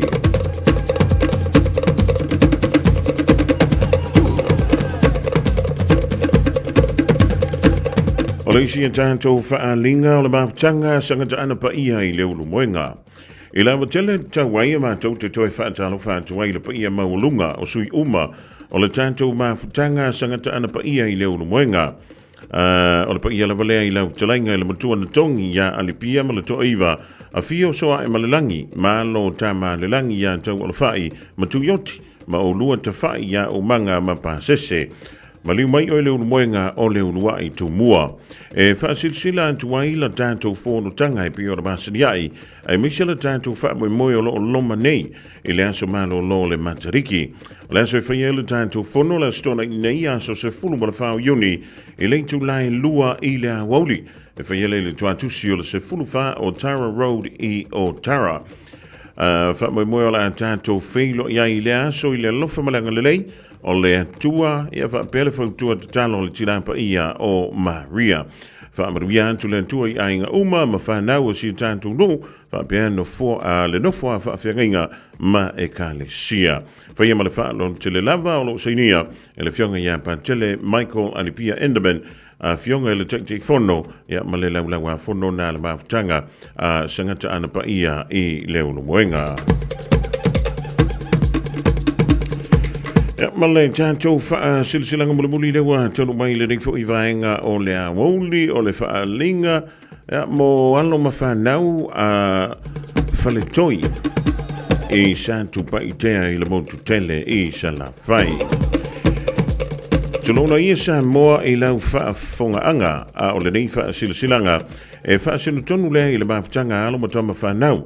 Ale tātou ainga I whale toi I sa tupa I tea. O loa lala mapapa au I so se tu o au kilani nei. E whapea ole anto e whaatono wina le tātou mawhtanga I le astora nei. I le tulai tasi I le awoli. I le dau whanga masani o le Valu Lane Road I Weymouth I Marurewa. To atusi o le Valu Lane Road I Weymouth I Marurewa. E te talo atuai le tātou mawhtanga. Tātou wha malorosi e leo toi umisa taimi ai whai wina malamaruia le tātou ngā luenga I Samoa I seo tātou mainga. Morisi wha mtalanga wha sota yane le olua tasi o valu wha o iwa fitu valu. Olua tasi o valu wha o iwa fitu valu. Po le olua tasi lua o nolua iwa fitu o tolu. Olua tasi lua o nolua iwa fitu o tolu. Wha mtailo seinia e asiantanu o sala malau tafi sirapati o le tai fono wha tai. O ni sinau tātou wha linga ma wha silsilanga ma inu ma fioanga toinane a inga ma e ka le sia foi wala vole longa pui ali o lo taupa ia malo o tau mabalu inisi wha mo moe wha tono wina I le wha I unga o le reia vai aso. Tasilima I watolu amo Radio Samoa. O lewa se atu ia vanlu mala whamiru tolo ton talo le tulai lua. O re emisian tātou telefone na au tātou le tulai tasi mai le whionga ia leonua I rii Aisha Hutula I toi whafonga iei pe tāle lua I le hawoli rei.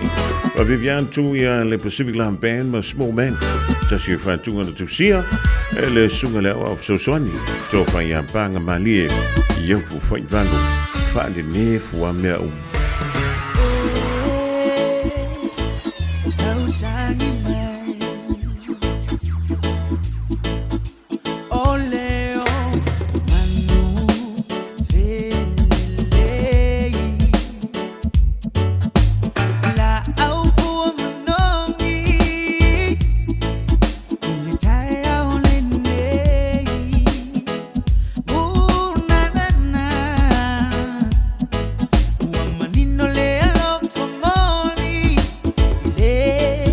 Sa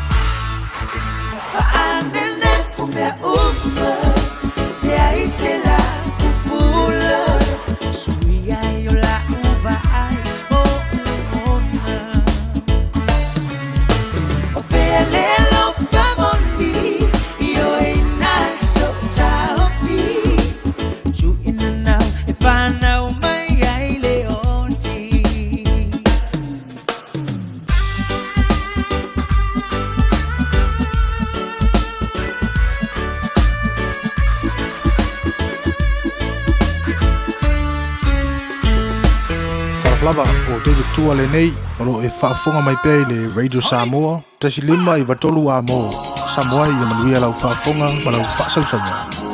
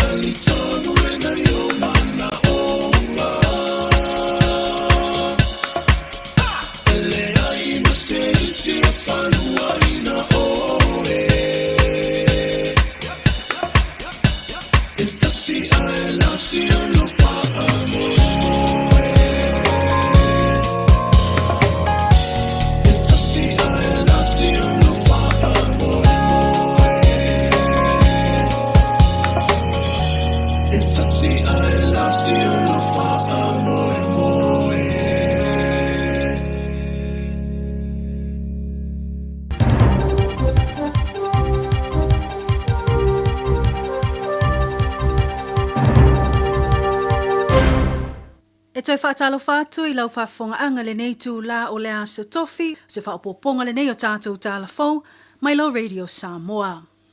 I tala o to mua, ua whaailo popo lenga o fō mai le whaatetele ai o le numero tangata ua auto wa atu I whale mai, ua whaata o to lia foi, ona o le wha mai o le talevivini po le whooping cough, I le tele o I tū malo o le atu nu, e pe o na iai whaitu o Bay of Plenty, ma Lakes. I le maolunga ai la o le numero tangata wa fia le talevivini ua fautua ina malosi ai e fō mai tangata uma ina ianga I e whai o lato tui pui pui, mo I lato uma uanga wa e whai o lato tui. I ripoti ma le News Talk ZB ua silia ma le torpse lau tangata ua whamawina le a fia, I le ai o Bay of Plenty ma Lakes, talo na whamaunia mai e le matanga luenga o soifua maloloina, le pepesi ai o le whama I totono New Zealand, I le tausanga taluai. Marisilia atu le torse fulo tangata ua tāwhia ma o tangase, o no le malosi o awhianga mai le talevivini. Whamawina I se pepo whaamtalanga ma le Health New Zealand le te leo popolenga o fō mai mō whanawiti po pediatricians I naiti nā mai tō o pepe whaato a whananau mai, ai mai se lava I ainga Maori, o lea whamawina o loo matua I a awhia lava I le talevivini. I whamaunga le toa tele o nei whanawiti po pepe lo ta whia le whal mai, mō tonga fitinga whaaua ua fō mai ma tausi soifua. Whamanino fo e se tasi o fō mai mai rotorua, ia Dr. Dan Delore, le maua lunga o a whianga o whanau o lo tupu maola e ainga, o lo maua lalo le numero I lato e le I whaia tui pui pui. Ma ua ia fautua ina malo se ainga matangata uma, ina ia whaia loa lato tui pui pui, ina ia mawhai o na lawe ina mai nai whanawiti mai le a whia, ai mai se ina ia mawhai o lato tino o na tatali a whianga o le wha mai. Ua whamanino fo ele Health New Zealand ele ai se tūlanga e onu whaapole ina I lato I vai la out o le tui pui pui, ma e mawhai lava o na whai e au noa masi tutongi. Toa tele tangata na le mawhai o nanga I ese mai le vaa lau pasese o rara tere, I le po ana po, ina ua pe whaafua se I le vaa, a o anga I atu le whai ngā malanga mai Picton mo Wellington e. I ripoti ma le liti o whaava malo New Zealand na mawai, na anga I ese le vaa lau pasese mai Picton I le valu lima se fulu I le po ana po, ana whaate ia lau pasese ma lau vaa I le pe whaafua se ia o le vaa. Ta ua whaato ato e ola ane le vaa lau pasese le tūla e tasi le vaa veao o le tai au nei. Ina ua mae ani ngā luenga whaatino mo le tau whaola ina o lea vaa.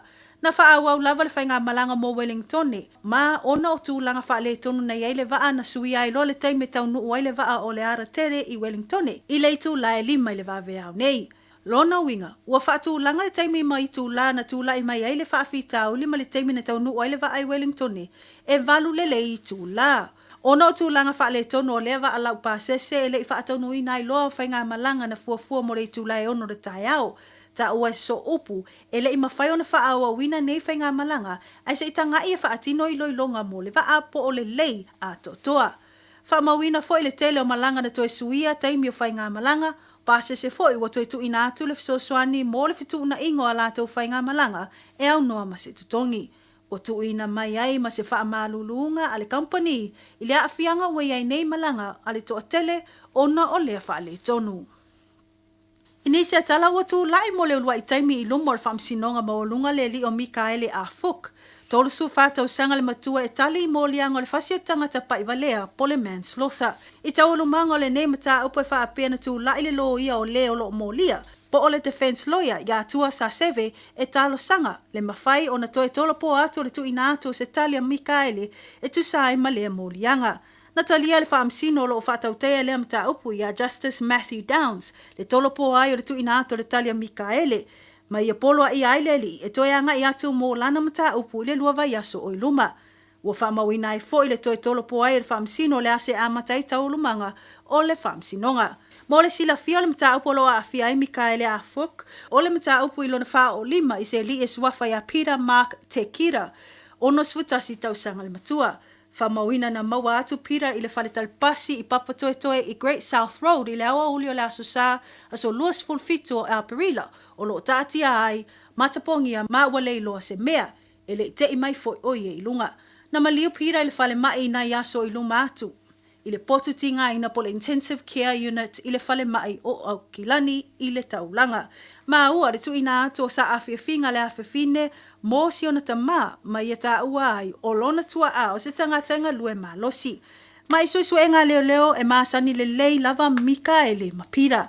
Na ulua i mōlia le li o Mikaele le mōlianga le wha o lima i le whamsinonga whaitu ma lo mankau. Pe ta ina toe suia lea mōlianga i le whasio tangata paivalea ina wa maliu Peter ma tu ina tuai lo le mata upu le whamsinonga maulunga. O lo o tala nei tua Mikaele a Fuk e ta lia ai le toi walauina o le mata upu i lumo le whamsinonga ma o polo ina le whamsino lea lii ina ia ngai atu mo le mata upu i la soluaso lima o Uni. Mai tala mulimuli ua whaalia e le komisi o sue whaalavlave o awala o whamalanga inga po le Transport Accident Investigation Commission le moomi ai o na toi ilo masanga whaamalo si ai o tuunga. Ma tūla fono i masini whaalele solo po o drones.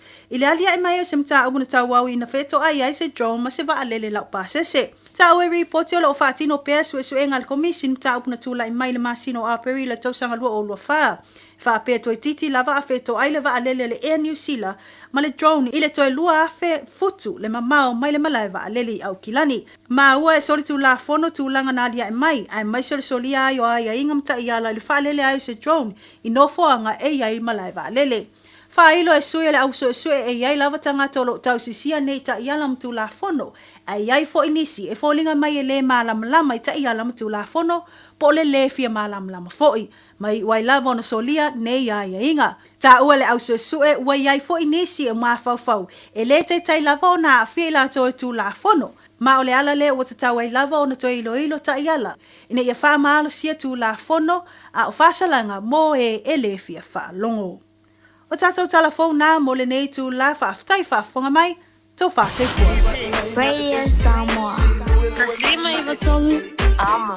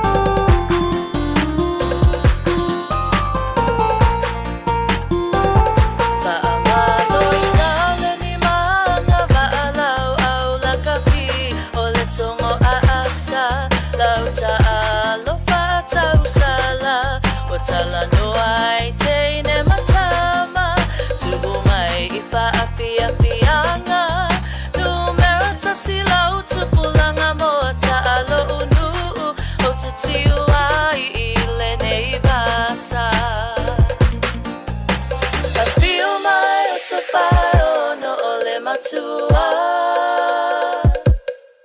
a fifio asima le patu mai ngai tolu maliu mai lawana tai manongi a manu matama pole no foi tu ainga o fua tamanga fa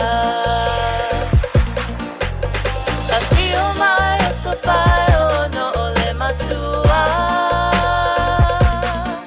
a fifio asima le patu mai ngai tolu maliu mai lawana tai manongi a manu matama pole no foi tu ainga o fua tamanga fa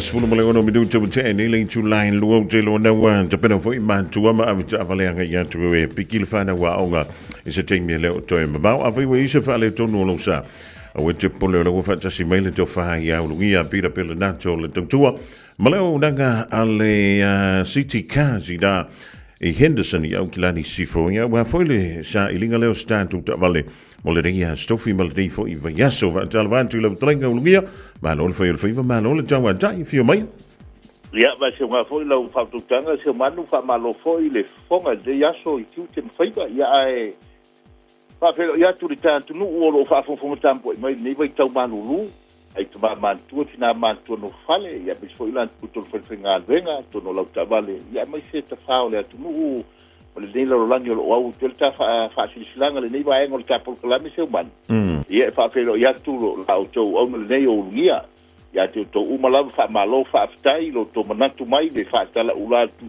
ia lo misi ama ia so ma ave ta tu ta vale tai lua tai tolu ia pe kasi fo ia le tu so se me ia le nga fa ftai mo bolia tu ia Samoa fa malo foi fa talo fa tu la fa nga le tu o lo tala fa auto mo fa le balu so se vai ngole tu nu te la mo le lo bala o ia lo to pitola au ia talo at fo ina ia fa mo le tu la auto nga le rosi ia Pamolia se manu nei aso le tafelo inga ia lo manu lu ai nei matofito au le oso manela la ia o po tai dia po manu lu ia ele ase pangolo wa po foi le lau ato fuala awa o fento le fangulo no inga ngar kasi ko inga fuala urungi io o ke lo o ia po al malidima fuala au ia faso solo o ke la nga sia u bol ke lo fuala au ia fa ko nga mo ato manu lu ia fa manantu atu pena yo tatu tangato lo ia fuala au o sa Yo i fola awe e tau sami bomol be ayo nei nuaila na faisika malolosi ia fala awe no mo ia pe o le nganga le o ta ua ia le ngante fa ta vale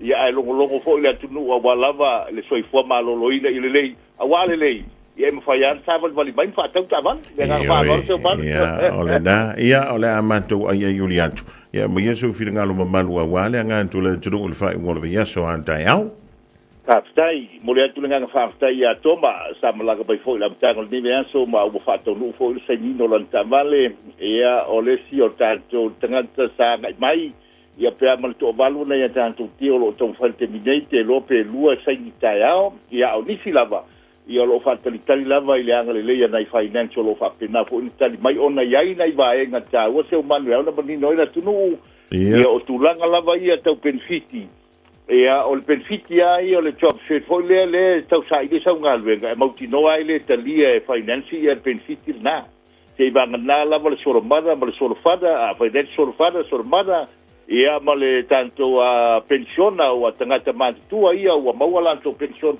ia o tangata ia o talia to benefiti ne ia so swali balosi ia mo le tavale fou a fa pela mo ia tato benefiti a job share ia o maua tato tavale lima fe lalo au ai pau i o tavale mafai ona alau ina ia mafai nga fatia al pemeni no winga e tele tu ai nga tau te va ai pe ngai mai tato lotoa e le ngate tau fa so ino tavale malatu tau ia ai fu na foi pemeni fe tau i lei bolo ba losi va yaso au lava nei ave uma le palangi tato tupe ia ai umane o le se falao al fa na o le nganga le o le tuturi mitanga pea ina yo tato tangata pe auto ba mai e fa tala le ta vale ti teio tau sanga kilomita ia ai foi mo fa tuanga balosi e tu ina tene e tato tangata va ai tau sanga le ta vale no winga update al tebile nei lua su fitu ai lunga manaya ai walo tele pe fa pe su lima ilalo ia ola mau ta vale fa penal tau sanga nei o tuto no manto lo toa pa to la fa tuanga la nei tanga sabo pe ai bai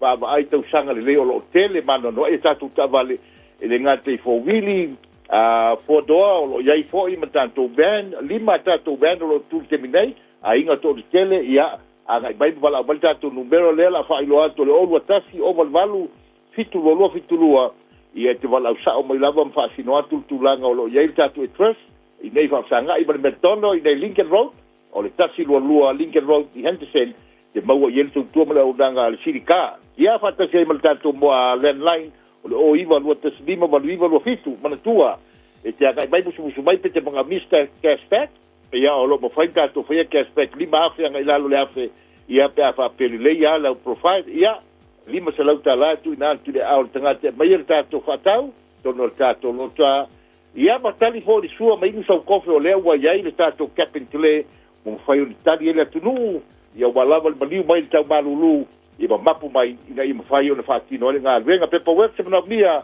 tonu pe silipi po le lua pe silipi pe statement tonu masina update ia ma le kopi o lo isene lafo mai awa te po le lo isene sa bona ne sa oe ma wairau ta vale a ina i a inga o lo malanga mai i New Zealand i nei vai tau a o lo iai la isene sa mo o full time ia wala au mai awa te po le lesi vaenga mo wala full time mo wala kontrate tu sa pe tu atasi vaestal me amanta a sani la kontrate mautinoa o mo wala ta vale i le leo nai financial o manto ngā lue fatas ia wala le tariatu le manu le tatu watunu io nei vaenga ta ua le nae fa airo atu se manu nei vaenga le tapo kalame ia ata wali mai ia e tele a manuia pe ata fa soa le ngana Samoa fa airo atu le tatu ngā lue ngai ia le leima ato tolo sa ia molesi tolu tau sanga le lua tau sanga le kontrate i le ia maea le lei a o le lei foi le malau credit a wala le sta vale molesi foi temi te na bie sta vale le ngā fa lo se manu ia mole atu lo fonga ta moli wa fol tato por kala masani le fiafi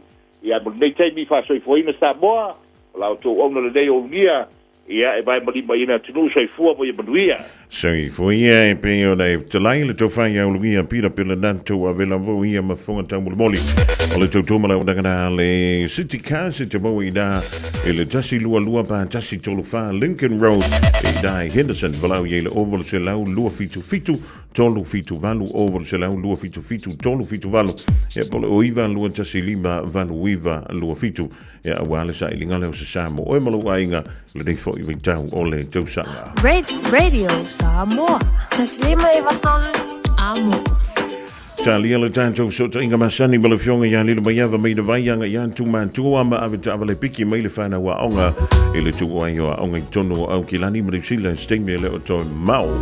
Jalvan join dai Kansas City Utah America to fidia Agnes married over before ya alofa ma isaya tuloma. E mo tu male ma futo mele di vai ngola woli ma lo le fa yo le favor. E ia ma lo foi le fa ma lo si. Va hipe o anu lunga no toto mawalunga malo suka.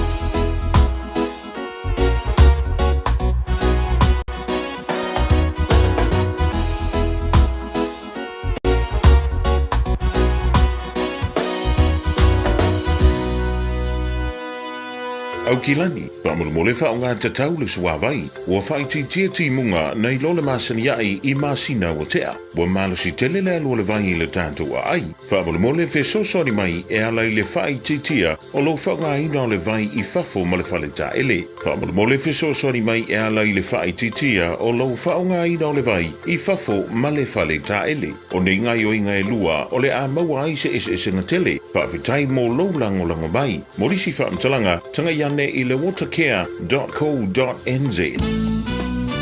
Ao tātou wholau I teimi whaingatā o le soifuanga. O le ka for you o le awhiso soani mo oe malou ainga I se sā tau maualalo.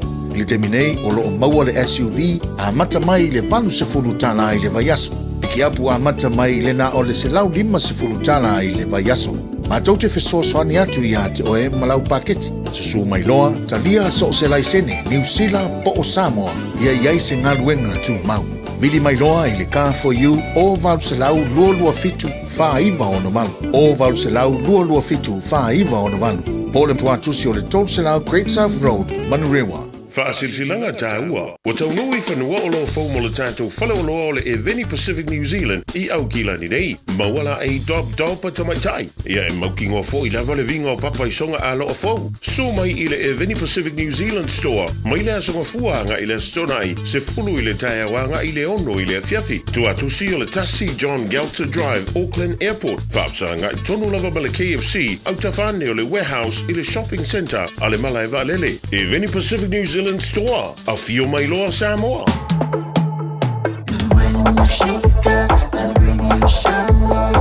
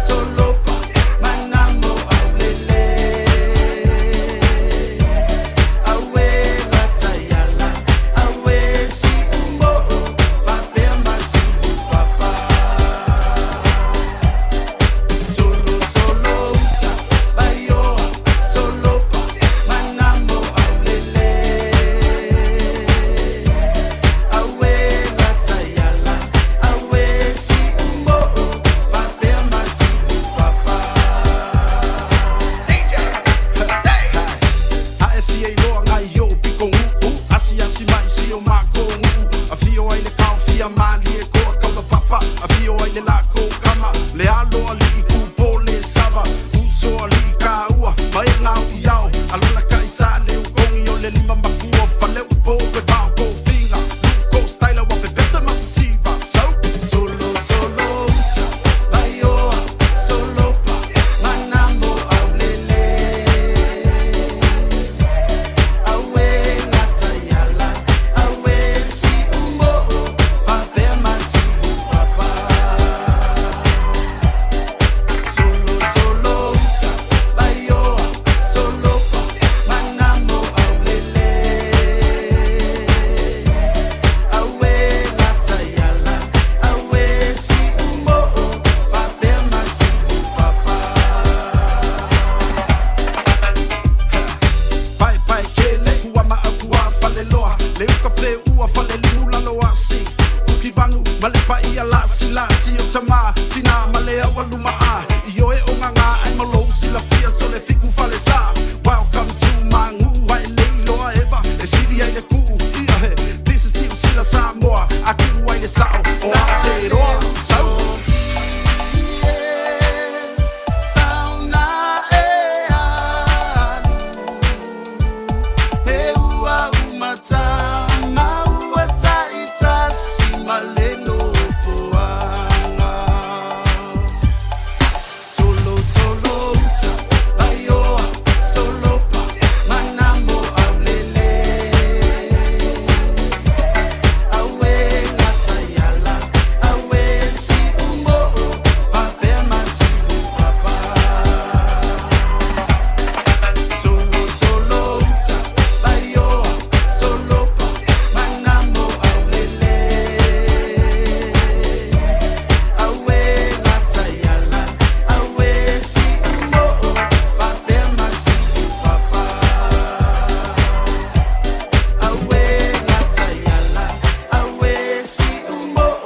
Fa pe masi papa. O nisi o whaawiwhianga sui whewhi loi momoli ei o ele lonto hawa o ngā ale whanau e langa tei lea e tali eila tanto whilo inga a tunu e leo toi umila wa stemi a na vantasi mele o le fionga ia lilo mai yava maina vai mo le tanto li poti mai Samoa.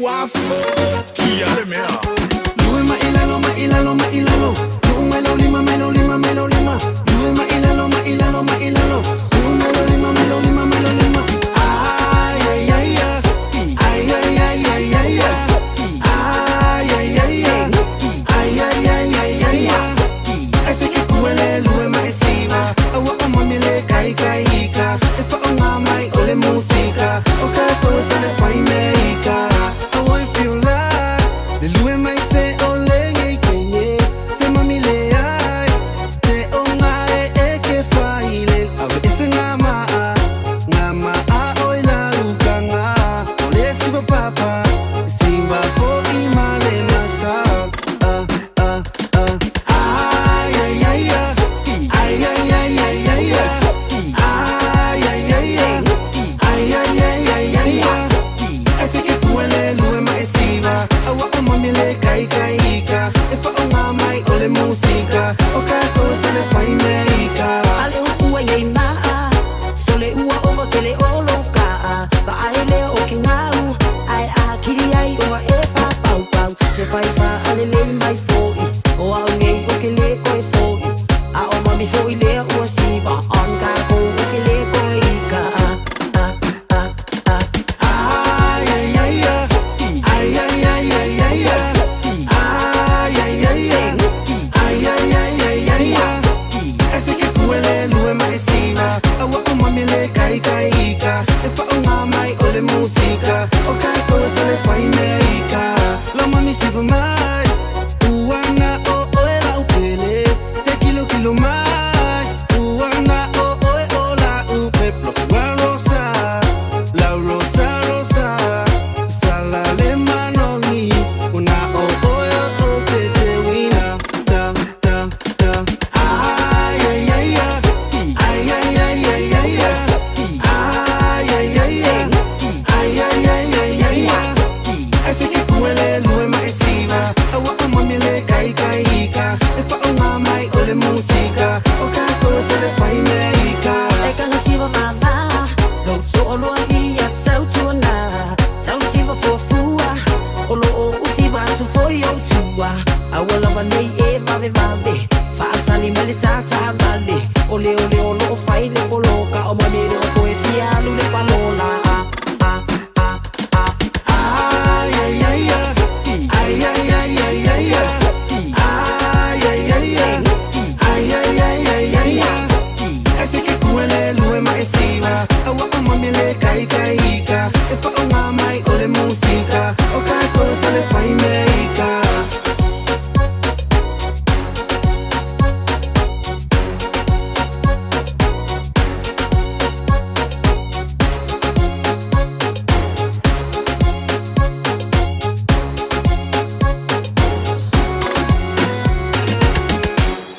Ese faiva ole alo alo Ese faiva ole moana A fai e tapena e tuli atu Tau taimarana o fai le muri va alo e alo e alo e alo e Le tuli atu e faiva tamatane Alo e alo e Tuli atu e faiva tamatane A fai e te se wale manu Tau tai e se e tanga ile ngalu Pei faiva tatai mai manatu natu Fai ele nau nau ile ai manu manu A fai e te se wale manu Tau tai e se e tanga ile ngalu Pei faiva tatai mai manatu natu Fai ele nau nau ile ai manu manu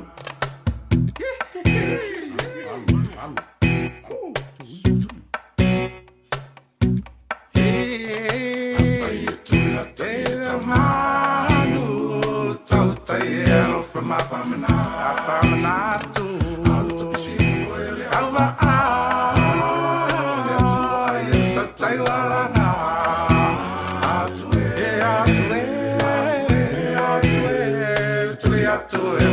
Tamatane,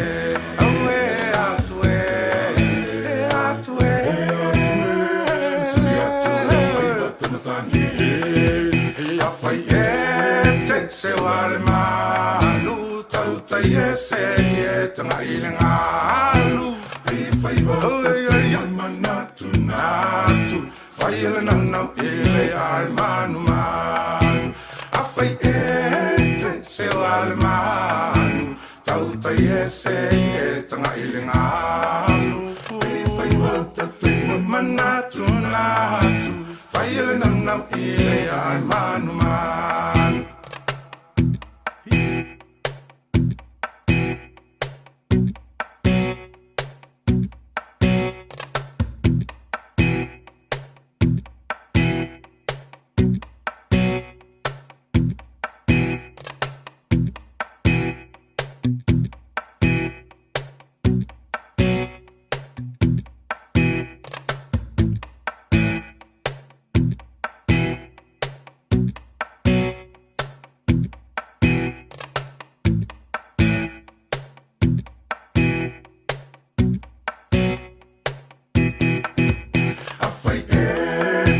se wale manu tau tai e se e tanga ilinga alu pei fai wata tai mai manatu natu fai ele nanau ile ai manu manu a fai e te se wale manu tau tai e se e tanga ilinga alu pei fai wata tai mai manatu natu fai ele nanau ile ai manu manu fai wata te mai manatu natu fai ele nanau ile ai manu manu pe fai wata te mai manatu natu fai ele nanau ile ai manu manu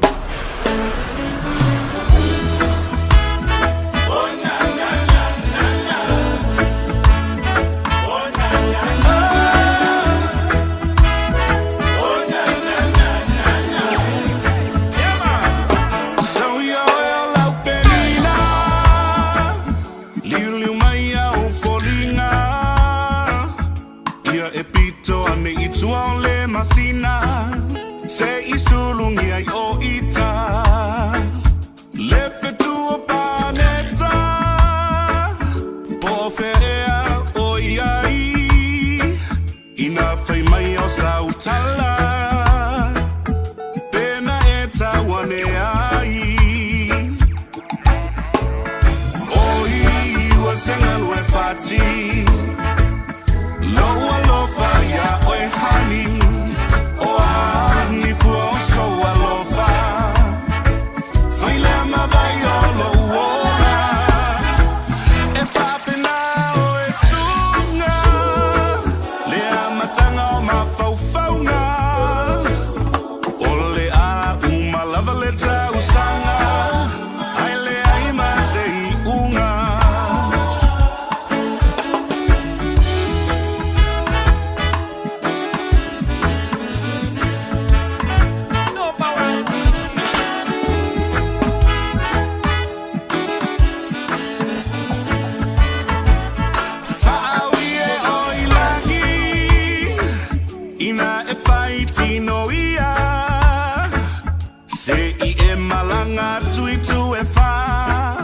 ta ulo ufia fia pua oe wai maua malingi mai e ya ulangona e mole wila ya ufanonga mafaiti chili ule alofa oi wasenga lue fati lo alofa ya oe honey so alofa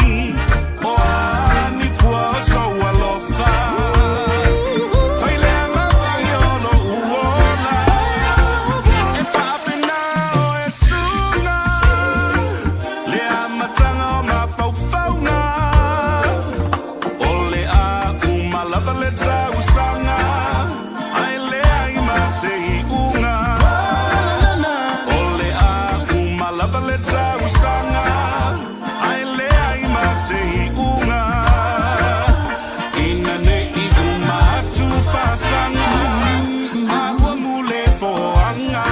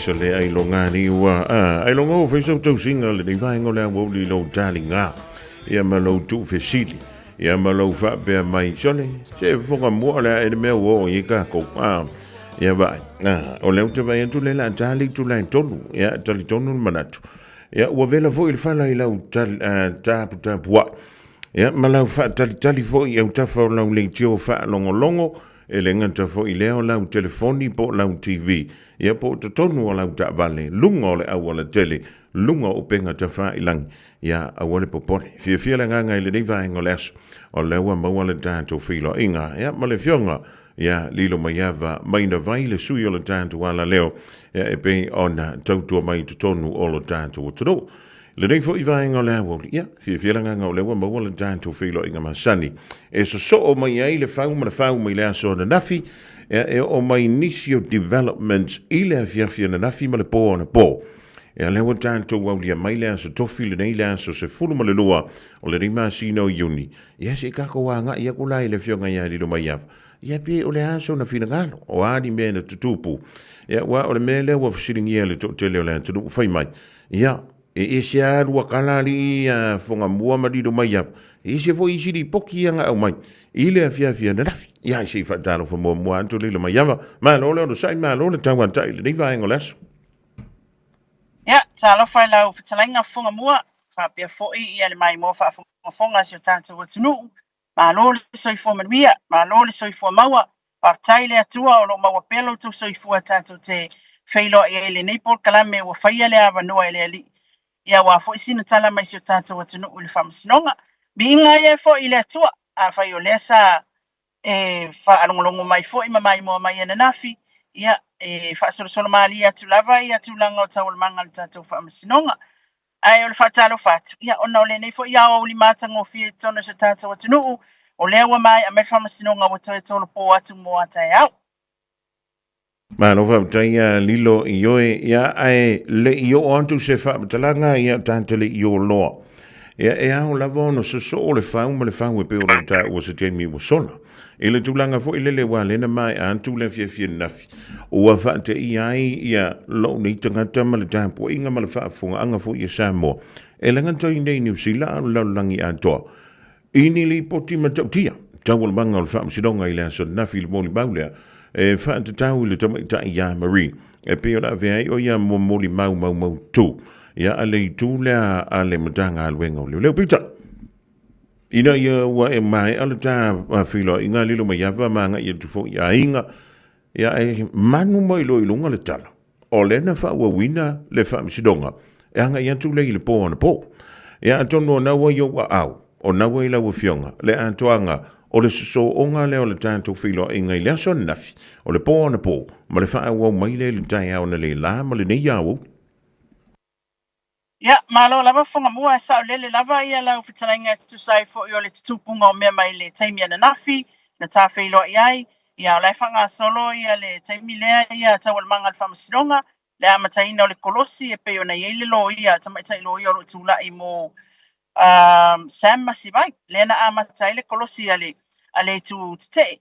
Ia o le tūlanga la i le afoi nei, i le tupunga o mea na mai ana nafi, sa wai lava i le po ana po, lena iai ia fasala launga matautia na watu ilunga le taimile na i le suinga o le moli mau al tamai o Marie ia o le tulanga le nana iai au leo le ata amata mai le taimi ina ua toe fo'i ia le whamasinonga i tone whaua wana ngā luenga na nafi le tolu le afiafi e mantua fo'i o le mai le aso atoa na nafi o le sa moli mau i le tamai o Marie whamatala fo'i so utanga o ilatou o loo molia i le matau ato foi mai lato ia o lena afia atua i le taimi lea i le tūlanga na iai le whaatinonga o tūlanga umalava o lea o lo wanga i ei molianga whaasasanga ia i lato nei o le afia nafi na watoe foi tonu peisa lilifa ia le toe tui fasilina le fasilingia o le moli maua Maria le tamaitailo ia le tua leo le sunga le inafo taimalangi Strickland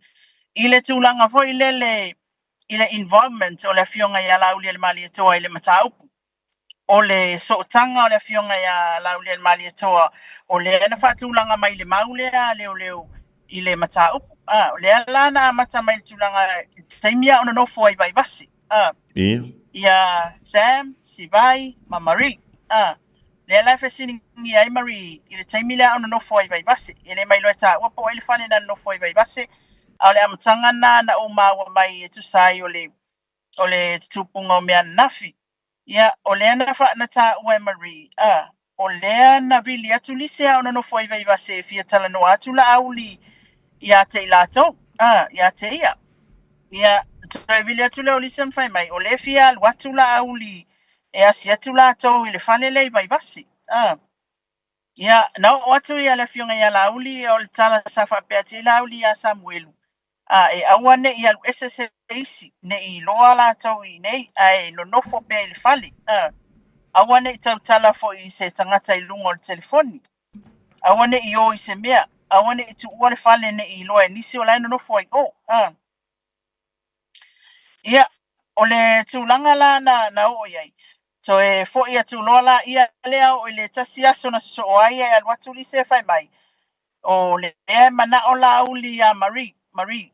E o mai e faisana faisana tala i lona ofisa i le mauta o Samoa ia ona saulo leo Maria e fa pe atu Sam ia Marie malisi e tauna o alwatu foi mauia o tala noa ia lauli e fa atu lisi ia e leilo fatani mai i le fali ia e fa mai ina wa solo muli le lata vali lise ma Marie wow ia e vala awatu le o Samuel fa mai.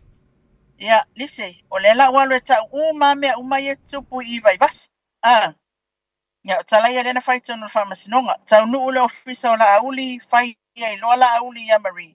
O le ana wili mai o na mātua mai sawai. E asi mai po a mai ia. Silia tulo i la auli. Pe, o a mai ia, i le taimi lea. O le a manuia, o le tani lea. Ia, o le fesili lo na lua la auli. Wa mea i olo tupun fale o whaifi le no foi vai vasi. Ia, na wha amatala na wha matala e Marie mea, ia tau filo ele defense. Masala vei lo defense. O na e whai mai e le talafia ngai ia mea, ele se mea au ainga ile mata upolo lo te nei tūlanga le pe, o na sa ili ai mea ia sa tupun fale le no foi.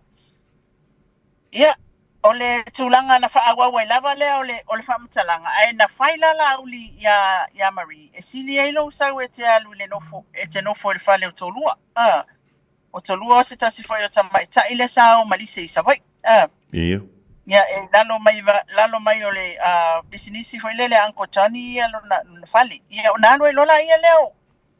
o Marie la so na so ai no foi il falele o tolua al ese mai o mele na no foi o mai wasa sama si vai ia alu tolua fengal wenga ai to foi mai tolua ile ya fia ai e bala awatu la uli e mana o tala noa ia Marie ia o mai lola ile la ofisa la uli e fa tonu ile la uli na amta vale e o mai avatu sama si vai pesili lola uli pesa ia Marie le sin ia Marie le ia ai fai ai Marie ele iai o ile no foanga na tupu ele fala blabe pe on ta ua ai oso atu sam ia o fai ane alfa funga mai o fa ta puni lo na ngutum fai mai ia awala tala fatana ia tulo wa samo ia aise ta ifaula na tutu wai ia na fasili foi lauli a Samuelu pe sa ola na fa matalanga le sa faia fa pe ole o Marie le ana ia fa tasi e fa Samuelu ia lauli sa wana fa matalanga fa pe na fo ia Marie ia ai fa ata Marie ele ai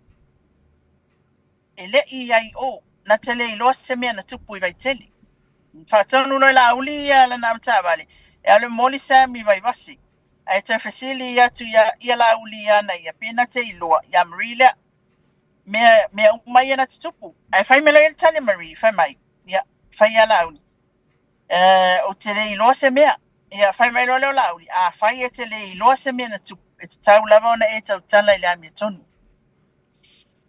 ina le ngata mai e loa ia le fatanoanga le fasili le anga ile moli maua Marie ile sotanga le fionga ia la uli mani to ile mata upu o le kolosia ifone Catherine Dacia o le afangi o na amata fa pe statements ama tu o Marie ia Nelota uai famtalanga o statements a mato Marie o le mai le tu le o le leta uai fa pe o Marie na ngatalanga o ngai le ia ia ona no fo ai le malona to lua mua ile lua festival no anga ile lua festival valu te ia te no fo le ma se ali isane longa lua festival lua tas e lua festival tas le na sola mai e lua ma no fo lo ia si vai ma se ia ta ua fa pe o le vai te me parota ia sema si vai ia ole tulanga na fa wa pela ia le ole moli mau ole ai fa sa uma Marie ia tulanga uma ia fasili ia so e fasili ia tulo ia le tamaita ile lo ia le kolos at defense ole mea ole na olana sa ona fam talanga ia sa ia ole oye sa fam talanga le sa pe sa o sai ole le no fanga le ia tali ioe uma Marie mea uma ioe suingal mau Marie ioe uma Marie mea uma ioe selan fam talanga ana ave leo ioe selan tala eventual statements lenga fai e Thomas tutotas ia ma le trai fasilingia ia leo le na fai ele na fam talanga le na fai ia i leo ia na e trai su ele na trai fai e fo ila na fam talanga ela lango fa tasi mal fam talanga sam sala ia fa tasi ia sa fa ali fo ile le fa fanua sa fa ali fo fa fanua sa point fo e Maria nga ile mena la su e lumal fa papakiu mea uma to io uma ya Maria nafi ia break lo mal court in nga ile 5 minuti wa o te va ai atua wa eselele tulanga wa yai le swinga ia o le break langa le court le 5 minuti sa popole ia tamaita ilo ia le ale defense o Catherine na ne ito e alwatu Marie to e sawa suila na famtalanga ele ropo wala nga le lalo le va inga leo ia po e mai ton Marie to follow up by questions ia ai ko sui mai lo fo i famtalanga Marie to fa mai Marie ele ia ele to sui mai fo famtalanga failo ia le lo ia le al defense pe fesa lu ia na malo lo le court 5 minuti e fa memory sa lu le falileta ua o falta ele na lu ia na ia fatu le ole loia sa lu o masele o leu na pressure o se leo sui lau whamatalanga. Ia e whai mari le ai. Ele I wha so ele I wha marusia ia se leo e sui ma la na whamatalanga. Ia sa o peo o tūlanga na le na pressure ele al watu le fasili.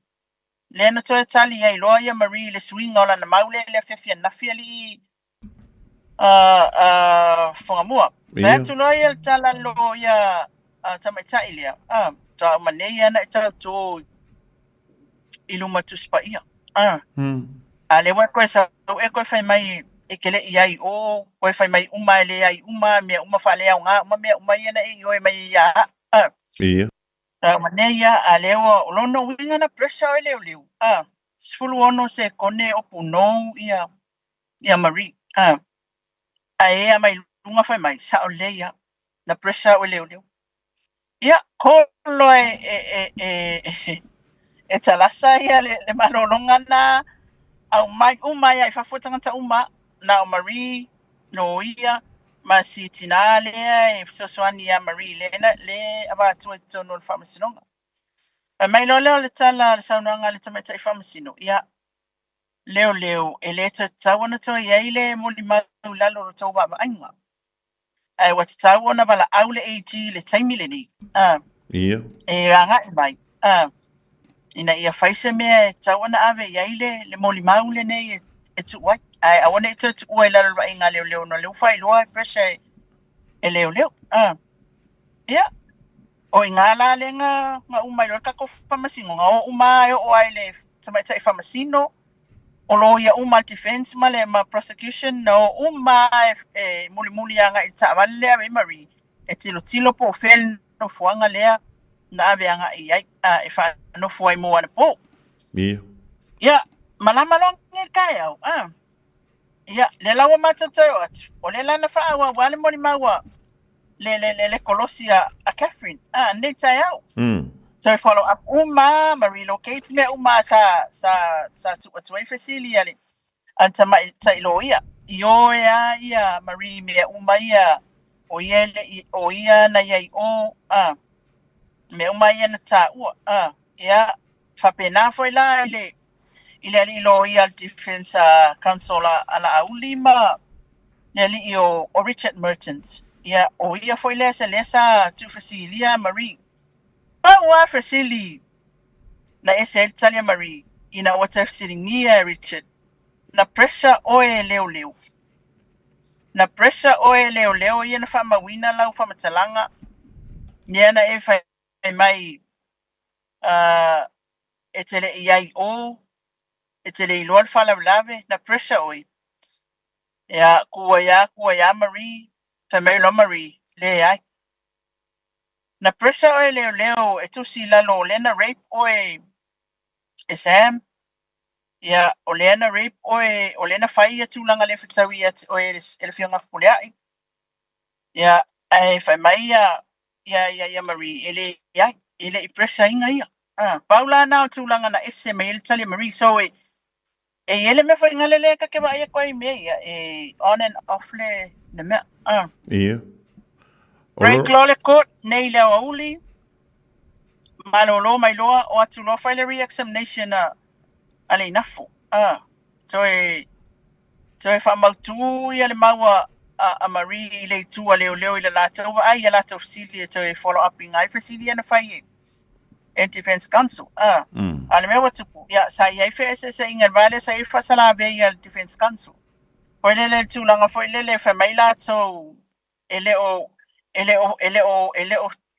tu fasili na ele o fasili nia ele na foia ia le moli mau ile tu langa foi le to re-examination to re-examine ia la wata no ko mato e fai le isi fasilia pe o fasilia mua ile le sila me na fa ma wina tu langa le fa mai ia Richard Merchant e a fangi e tau ona fasili fa pe ia na fa malo sila o e Sam ia lena e fai o be fa pe o lena e fai la wolo ia ele I fa malo sia o e Sam au la utali sa e kusa le ofisilia ia le na fo ofisili sa o ai le ave le tali le la fa mai tala lo ia le o le tūlanga o whaatinonga o whesili lunga o tūlanga o toi re-examination. E te tau ona ala whapena. Alua lua ia le tūlanga lea. Wa tele tau fi whaalua whaatolu ia tamaita ilo ia leo. Ia mwhamai whautuanga ale whamasino. Ia on whapelo leo le manatu le inafo. Le ase i malolo, ase i sau. E tala noa, e whai ia le evaluation. Be o se mea i le moli mau. E te tau ana whaatu mawina. Ia, pe e losa si tu foi lele whale au ngā o le moli mau. Pe a whai e wa ai atua wale tūlanga wha lelei mai le tua leo. Ia, ai o le tūlanga la nana iai. Tala noa aloa in chambers i le taimina u fo i tonu le umai o le malolonga. Ia maa ngā i mai e loa. Whai mai le whaasisilanga nei ane fionga ia tarasa e whatoa tela ititi ale le lua. Na afa le lua. Whapea mai lua. Wa ia wa watula ia tule inafo whapea atu. Wa leto i eni facility re-examination a leo. E leto i eni facility. Ia whapea mai fo i leo le fionga tamate i whamasino. I leo fo i nea facility. Ia so whai lola ia leo le o le whai unga lea. O le atol pōna ta upu mota ia wa umai i le Solomon Maua Marie. O le atala noalo o ia i le si o manga o le mata upu lea. E discuss ia le tūlanga i le mata upu lea. Ia e nao Maria lama le tina le na te wawa ia. E te tonu o le potu whamsino malo ia. Ai anga i mailo i whafo ia tātou ia le au tapuai. Mamato ia ai se i whaawauta ia o le mata upu. Ai leto ia i se mata upu e te lo te le mol Maua Marie wa whaamuta i le asol mol Maua Marie. So o le a tele lali seuman a li funga mua. Ia. O te whapea atu. E le i whaale au ngā ina le mol Maua Marie. Ia. E le i whaale au ngā ina le mol Maua Marie. Na e tu mau al mol Maua Marie. Na e tu mau mol Maua Marie. O se moni mau mai le tua leo i luma o le whamasinonga. O le tūlanga le iei le Defense Council. O lena la to kolosia ia Marie e iai tūlanga lana tali mai i Marie. Na ia i o ina mato e sui iei lana tali e pei o lana mau na ave leo.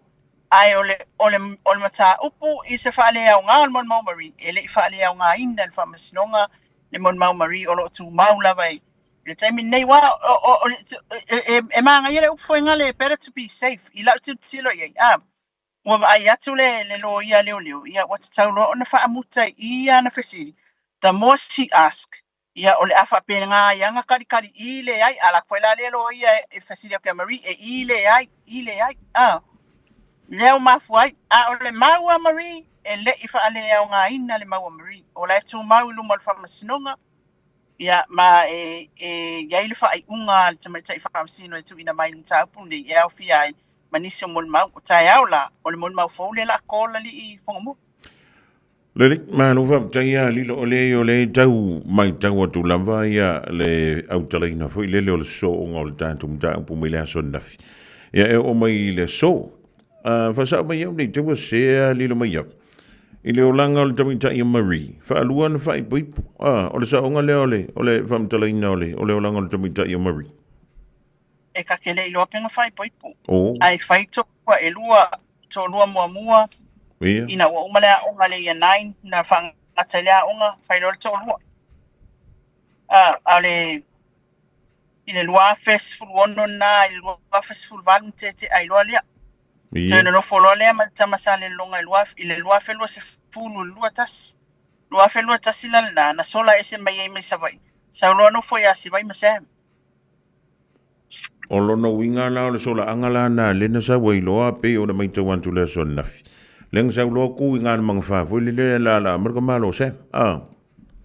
Ia, nga koe whai whasini ngā merchants ang ngei. Ia. A wā foi, o lewa whai mai, o le vai tau tonu o le pālota. Na sa wai no foi a sem masi vai. A le whai mai le maua mātua o Marie le tonu o whamatalanga i wha mau i leo. O le taimi le nana o atu ai sem masi vai sa vai i le pālota alai sa vai i Marie. Ia le ala whai a kwai loa ia i al fasili ale pharmacy o ia le lo ia le merchants. E po fea le sao. Ia. Po le mea sai sa vai, po le mea sai nei. Ia wai a whai aku ngā e sa vai, a mantua o le tala, o le whai lana tala. Ne sa le kala lang mo mau. Na sola mai nei lua felo tasi vai tau le parota. Ya ole mo mau la ia le isi foi tala fai mai. Ya na fai mai lona tama o leo atu ia si vai masa mi le parota lua felo tasi alanga isa vai kai minga la isa le longa la ngofo markama sa le longa. Ole mau nga marifa ko le foi ya inga ole. O le tūlanga le mautinoa le po fea le mea e fōlanga i eile mo le mau po le mea sa vai. O le mea sa ingei. O lono winga la e fōlinga mai foi le o tanga tasi a Marie. E wā nana mai tauan tau foi le whapea. O le whamtalanga mua Marie. Lango ai ia le moli mau o le sunga ia sa. Ai sau le moli mau lo na lua le wafa ngā ina le mtanga alwenga leo. Ma kwa ke uma Marie. Ia na foi lan toi tu fisilia tu lan son nafi. Toi sui foi la i fa mai. E se uma me yanga ia moli mau ia nga i leo. Ia o ngō lea sa wha, o lea sa onga wha mtalanga, na tau wha awhewhe o ia pēa. Pamailanga le sa pressure ia leo. Ia. Ai o ngei Colosia Richard Martins. E Fasilia kuiai, just tell us about the pressure that they put on you to change your statement. Ia. Ana ka mai ia mako. O le whamalosi le whamalosi kuai oe inga ia sui lau whamtalanga. E wha mai. Ia mari kusa lau whamakalanga. Le sa whaia salale ma elia. Sa au tau iai. O te le i iai le no fuanga na oti e tu au malipolea. All they do was just recording. Makwang. Alipawa whakula iai. Whaiaku iai kala emergence. Nga pressure la oe leo. Nga kusia leo whamakalanga ngai lalo whamai le ai. Pawa le mea leo nga whaia le record o lau whamakalanga leo ka whako kele i iai o ili polea. E mantua foi oe lena admitia Catherine na ua Fasilia tia Catherine na nafi. Sui a koa ia lang whamakalanga. So o ngeila. Lea whainga koe pressure ko ngai whainga koe Fasilia koe Martins. Richard Martins. E whai mai. Ile i iai o. Ile i pressure inga ia leo. Whai mai. O le Fasilia nga amaka Fasilia Martins. O lenga e whai alise. Nga pressure oe e lia masalali. Ia whai aku ia oe sui lau whamakalanga. E whai mai Maria nge ya Richard. Lea i ele pressure oe leo. Paua mea leo nga whai ngalwha ngale kusi lalo lau whamakalanga. La lau whamatalang. Ngau whai leo kele iai o. Kele ilo se whala lau kele iai o le meangku. Ia. Atonu e ise mafua nga. Ia. Koe whai ia Richard. E sau anko le ngoa ia penia mina mamia. Ia. Ia ilo anko. Nia sa leo. Olo father's brother. E whai mai le ia marile ai. Ole first cousins. E tau songa manu tama. First cousins. Se leo. Yes. You tell Lisa nga pressure oe ele cousin leo kama. Ina ia e whai leo. E sa o kele iai o. E whai mai ia Marie. Le ai. Ele se pressure. E whai koe whai aku ia Martins. Ia. O le sa e iai lalo se makua malosi alfa malosinga o e suila whamkala e whai mai kala Marie. Le ai. Ia koe whai aku whai ma Martins. O le sa pressure e leo e whai mai lo Marie. Sa. O le mea leo tupu lino mai ap. O leo pepe watu fo elele a malosi atu le Fasilia o le whamaile ioe. I le itu lea. A malosi mai fo ile Fasilia le lo ia le situ. Ia o le whamaile ioe. E sa oe. O le vaenga le tauanga i entu. Iei sau whamtalang. Fo ilele. O te le mai lo iei le whatinonga o le afo. O le whanga salonga o le whamsinonga lea. Ai ta ilo iei sau oe sila masau o e mai tau. Ile tūlanga la vai o tangata e moli mau. O lea se teimi voi lele o no whai ei ia se suenga. Ile o la manuia o le mawhauwhau o le tangata e moli mau. Pe a tātou whaalongo atu la toi ngā mera.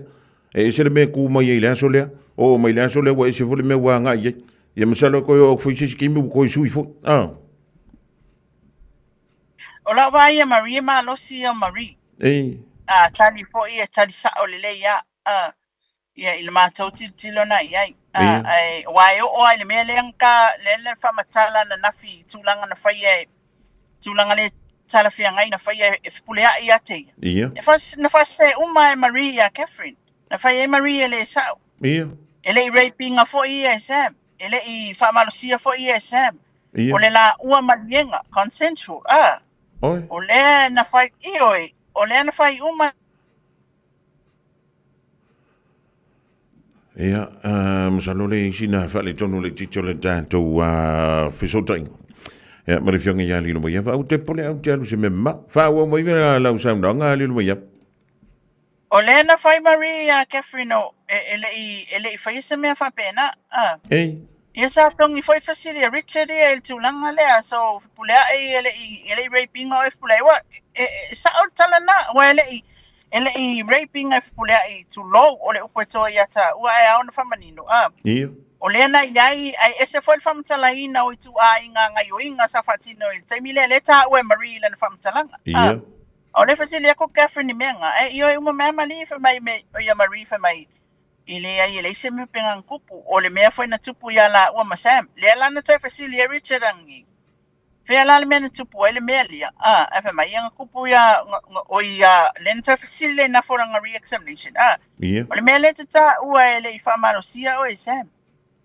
O fea le na lua o ia i le na e sawe tu le manga whaha. Lua o fa mai telo fa mai anga ma o fa mai Sam maki o langa fea we ma o ku e sel fale maki o ai. Le nga fa ye me kusai. Langa le ai le silo ia. Ai koe whala ua kulua fesi le silo ia.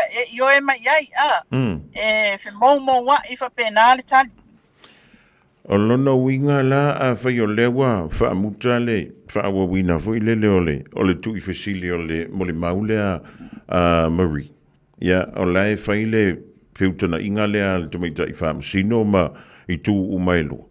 O lea la se kai milaka mai e ono toi mau me i se tala pe wha wau le mo le mau i lea soa tai au ia pe o lea se ese le mo le mau a Marie e wha wau nisi mo le mau a leo a lilu. Wa uma na whai mai nei le saunanga le fionga tamaita i whamsino wa mai ale mo le mau a Marie. E leo to i eni petili e whasiningi ai. A le discussion la le between councils. Male whamasino. La na whai ana nei. Mana tuala o e whangamua. Discussions na le mātou te manatu. O le tala no ai le ese inga o tali lea male le ai male i ma mea uma i ana whea vea. Male mori mau ke lea koe kiki lima i kula o whamalawa ngafi. Ia male mea lea koe kupu le fia ngafi. I le koe i oe whaafuasei. Ia wae pei o le beina tongi atu lo ia e Catherine ia le tūlanga le statement alon ta mamalon tina. Ia matoe whai atu ia ia Fasilia Catherine le whanga solo te Fasilia Catherine i lana maule na mai anafi. Le na sui ia ilo, ngal whai ako whai mai le ai, mai i sa iai o amantua. Le aso a ko ngafi. O langkali maale na au mai. Levelanta tu liloa tu el Defense Council le Casey, Richard ia anei. Ia tulanga ia, pela na uta ua, tulanga ento e Fasilia tuai sa pressure o leo le ai. Sa pressure o le cousin o lauta ma le ai. Awa mea leo ngawhai, o le sa tau mawhai e tusila u lau whamatalanga le ai whapea na rape o e Sam, ave mai le ai. O le anga nga record ama tusila lo leo la utala na whakoe, o kele i ai o e kaimi kupo, le whalawlawe o kele i ai o le nofuanga, na tupu ai le whalawlawe. O langkalanga whai asala le ma elia. Usala o lea i ai le tūlanga fo ile na, peo na uta ua o le ala le na, le ua whaamuta i lo le moli maua Marie i wale uto i Facility prosecution la ko re-examination, wale uto i ai fo Facility, wale ai fo Facility le fionga tamata i whamasino. Ai whapea mai lota la sa ia, whamai ai il moli maua Marie le aso, wa mai ele toi o ese longo winga o decision making ile melia, o le whamasino ali whangamua. Tu sa yo fina unga lo ia la ko discussions. Ile moli maua Marie. Le upu na moli maua Marie ma mea umana tatala noa ia nafi, mas winga na whai ana nafi. O lai luma le whamasinonga ele i whaalea o ngā ina mea na, ele ise ora, ele ai masa tala le whamasinonga whaalea o ngā moli maua Marie, ele ise me whapea na. Malo whaptangi a lilo. Ia tonu e tali tutu sa lo fo ilele confuse. Ia male me fo ile ia mātou e misai le malo le antulu. I le tūlanga fo i lele a tu i se upu lanta mai a te. Ia tonu fo i lele fe mo wa. Ia le moli mau e peo na mai ta watu. Umana ioi o e peo na fe antu ste mi usola. Ia a malo sia tu loa ia tu li fusili fo i lele peso so antu si. Ia ona vavelo leo le ioi. Ia a no fola mama fau ti i wha mtalanga. E o lava i wha mtalanga na iona mātua. Ia le na whapea mai o langa i sa vai.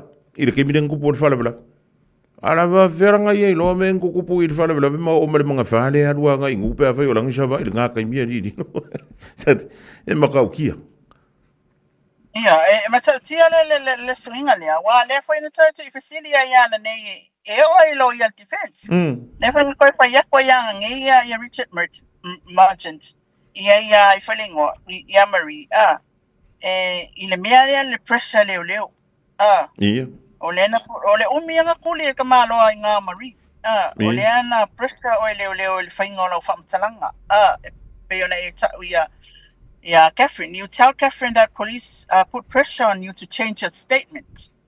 Ioi la ia lea. Ya so anko ngo ya le fasili ai. Ola nga pressure la o leo. Ola le mena fatino le fa mai. Ele ai kusa ola fa matalanga le sa fa sala le mai ele sa o tawi o tele iai. Ai pa wala me le fa ke minga ngale kusi la lo me yo ke fa ye kwai. Yeah, o kusala o la ufa ma tu mai ina o fasili ngia muli atu loi I le kolosi ia ma me ia na te fasili atu ai ia Richard Merchant. Ia o le tulanga la na le fonga mo.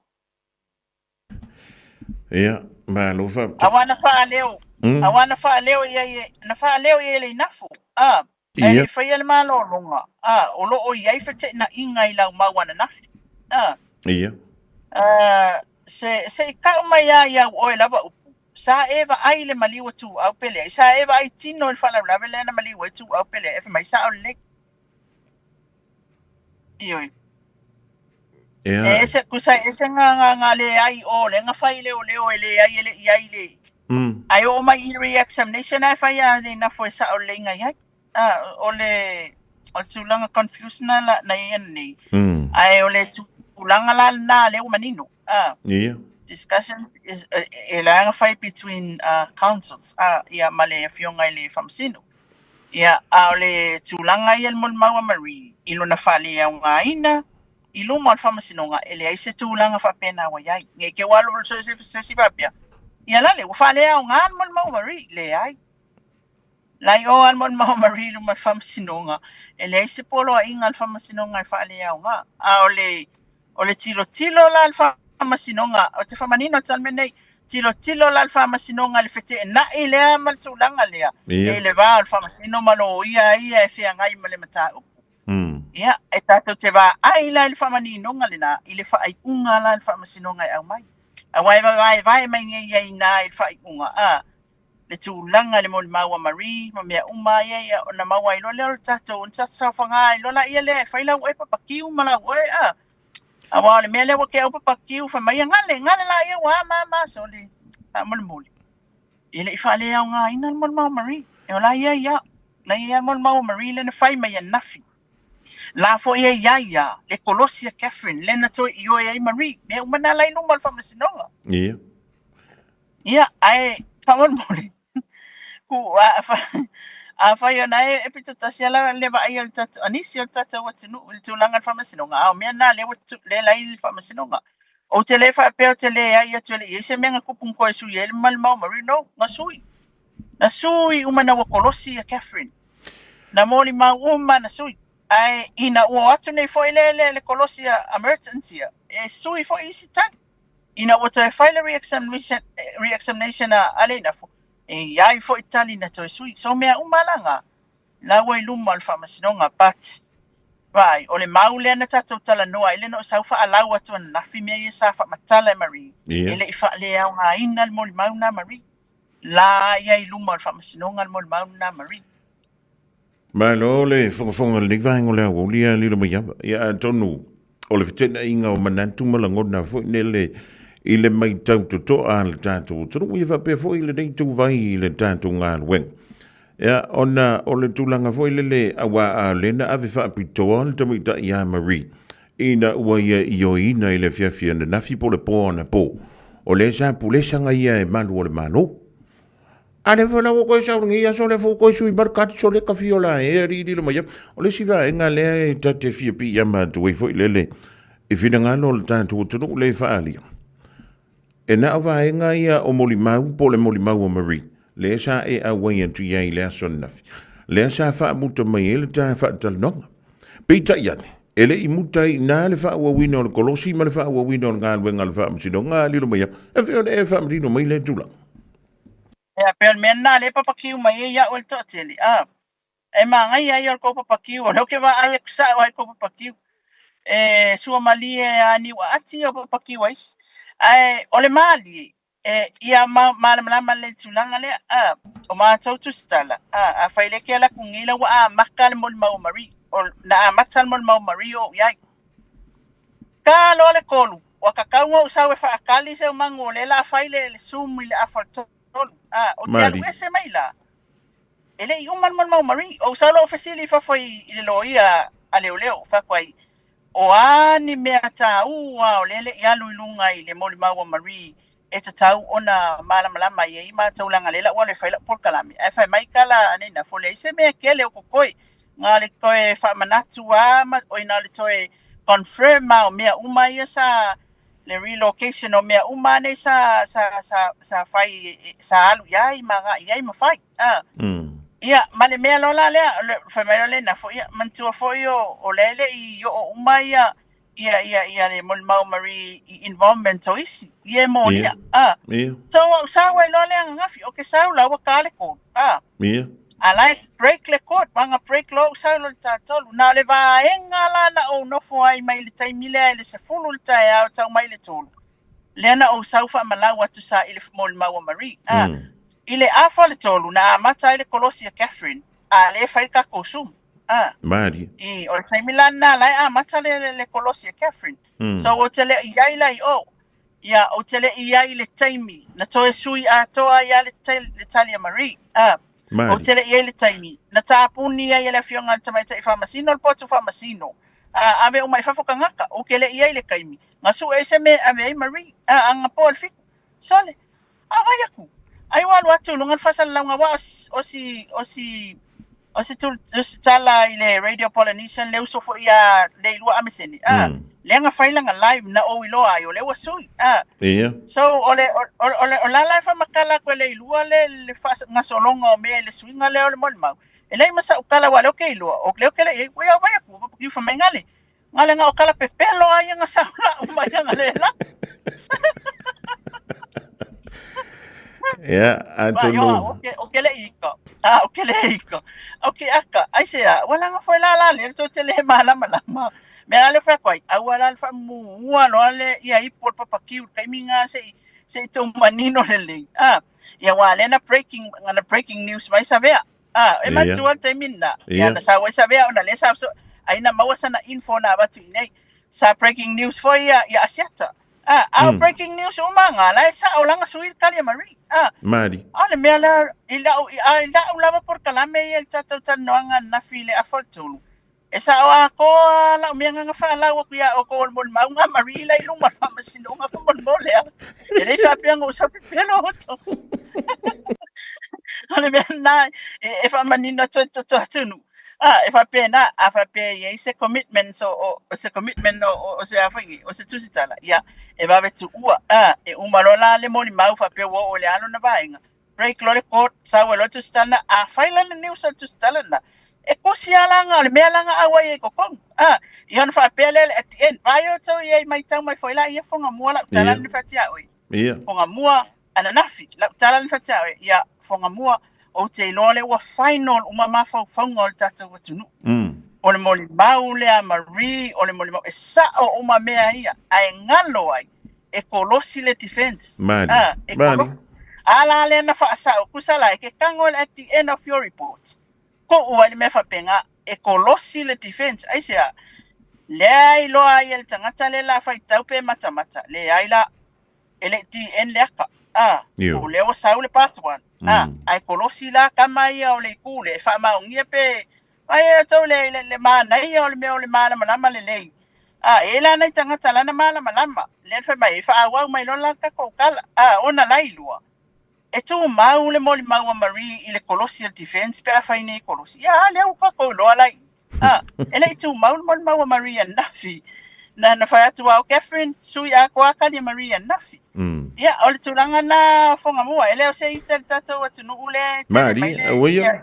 la tu papatiu ai mana ia tato fa malam la mai ia no sau tope mai ave no to fa atu nafi ia le wa final to ma fa nga temi nei ile lipoki le o mai o le mol mau mari ai to sila fia e Colossial Defense Council i le lipoti le mau mari ia me o taunga le leile na fa matalanga mo se tata wa tunu fonga mua ma lo fa tai na u ma wale fa talanga le fionga ya pa tu a pulu lunch pulu male pestene fo le jos ile tayo na lila ya o le vaenga le tante fa yalo fa tu fo antonio le sile vaenga le sile fiel tanto tu a fa te komiti yo ile fa msidonga ile so anto ya le fa me fo ka pe po wa for fik olai ya o le si vaenga no ma wa tu so nonga le tina ya la ya wa lo fo ile fa msingo so ka fa ki ka ka de o mi le fa msino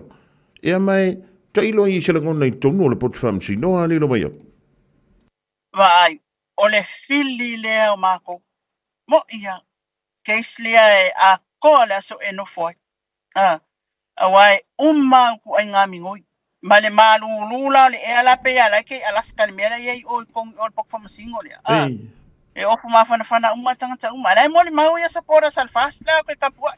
Ile mel na ai eleleia o lena lo tasu o walu lo le fali o fa pe o ke kuli lo mai o ale yela o mai ka fa pe la la fa mal mau mari na ta apelo lo fa masinonga kaya wa enga fa kolosi awa ye lo kolosi malo le lo le nga lo kolosi nga fila fiafi ye vai fa ka mal fa fikula fiafi ye o time lena a foi nei e fe mala ma ita to le tulanga ngalwenga ele se ngalwenga fa ngo foi ai ile tulanga foi le fa mol se langa i ka fa mai ai nga sa ngi fa mai au kala pepelo io fa mol ale ai o mon mau na mari la lu mol fa masino ai o la fa ma wina fa masino nga ia me na to itali se o to itali sui ai le Italia mari ana nafi kama ita ilo ia malali ilo ia ele ia ni fasilia ma posua tania to ilo nei la umaloa ia Richard Martins ia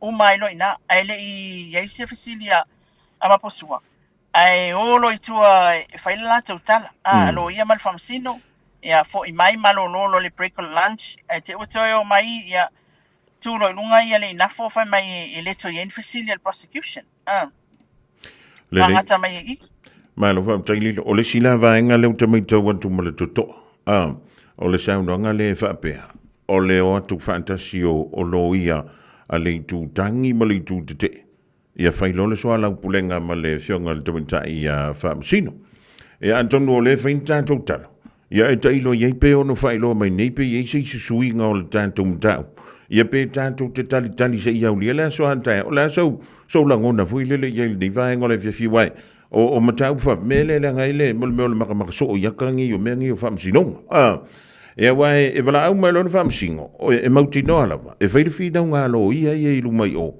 ona faile o le mea e manu ma lo ile fi nga lo le famsino ile fa au bau o le fa nga malele fa nga ina ia au mai so fi nga lo ile tu la nga ali discussion ia la fai na fai nei ile moni mawa mari e fato atato lo ape au mai fai unga fa masinonga le mea na tau ia ile discussion ai ole tulanga le fa wina o mon maumari wa uma fasilia prosecution wala fa fasilia le famsino so wangata le mon maumari tai aula isa wen mon maufo le la se tato fatali o ai le simoni maule la kola le la bala awa le ia ona mawato ai fa la se fam talanga mo tato watunu ai ole tulanga le discussion le la faini o lai fa manino mai talasa o discussion ni mata upule le si o manga a toa ole moli maumari i le mataupu nei. Aisa, a le watu.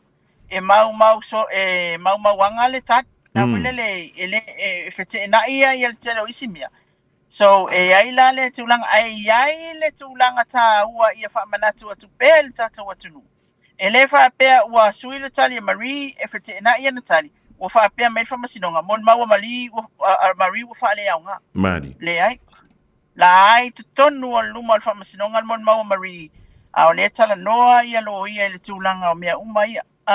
I le tulanga o le tali ma le ioe le ai a Marie mea uma ia se sio manga le o le mon maua Marie. Tai au. Ia, o le mon mau fau sau tai au. A o mea uma ia la na fai e discussion lea. Langa e vai le lei mai al fai unga alfa masilonga pea o ina au mai. Fonga mua tūlanga umai.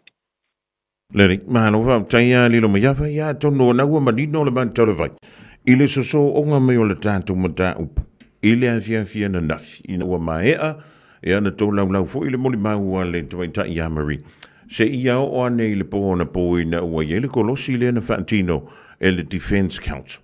Ia sawa ilo ile tai au na lila. Ia na ua fōlinga mai o na ua maea. Na pawala le vaenga tā wale ua mai tau ina lilo maia.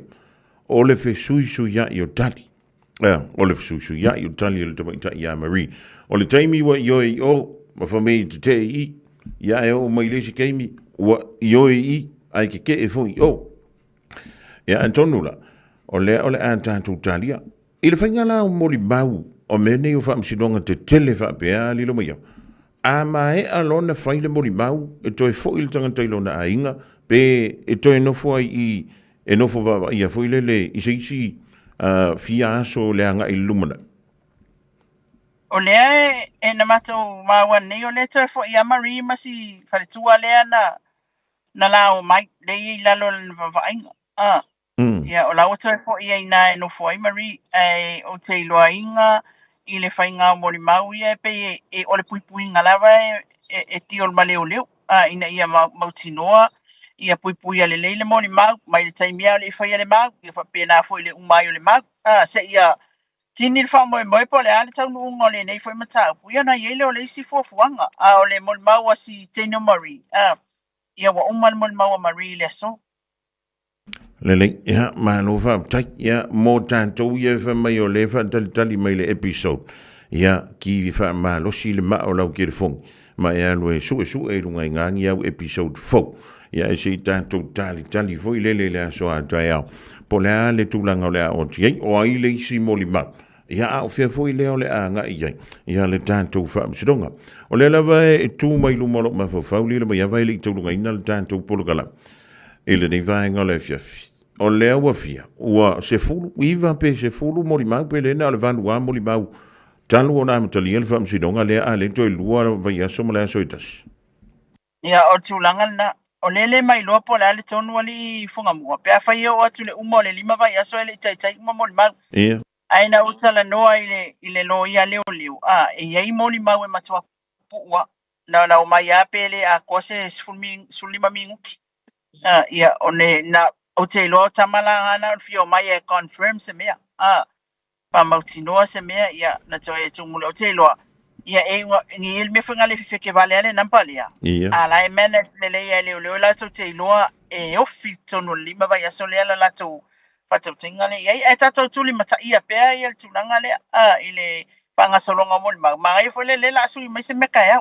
Ia. Sui mai se moli mau tai au se tatou titilo la po ai tangata le la sawa wa ole wa umai al komisina uma sa pani po tupa isa head le investigation mulmuli ia walu fo ia Tony Tevanga walu ia malai imi taefu ia le ala wo so mai Mari ia walu le lo ia leo sa ia na ia fo le legal advisor leo ia le lo ia tanga benga ia wa uma fo lana moli mau ia ona ma uma lai fa ma wina uma i luma fa masinonga moli mau ia wala tu fa mtalanga me uma tu sai ole mata upule nei ia ai o tai awa inga ia saungi le mai mole a fa yonga fa saungi ia la makamaka se episode ia sa mai ele o se kengi fa episode for the kengi ne ole kengi report mai tata mai ole court e pe ko ke ula mai kia maleli poki fa mai se ko kali ya ku ya lo mai ya mele episode ia sa wai se mang ki le ka Filipino fa solo episode nga e o mai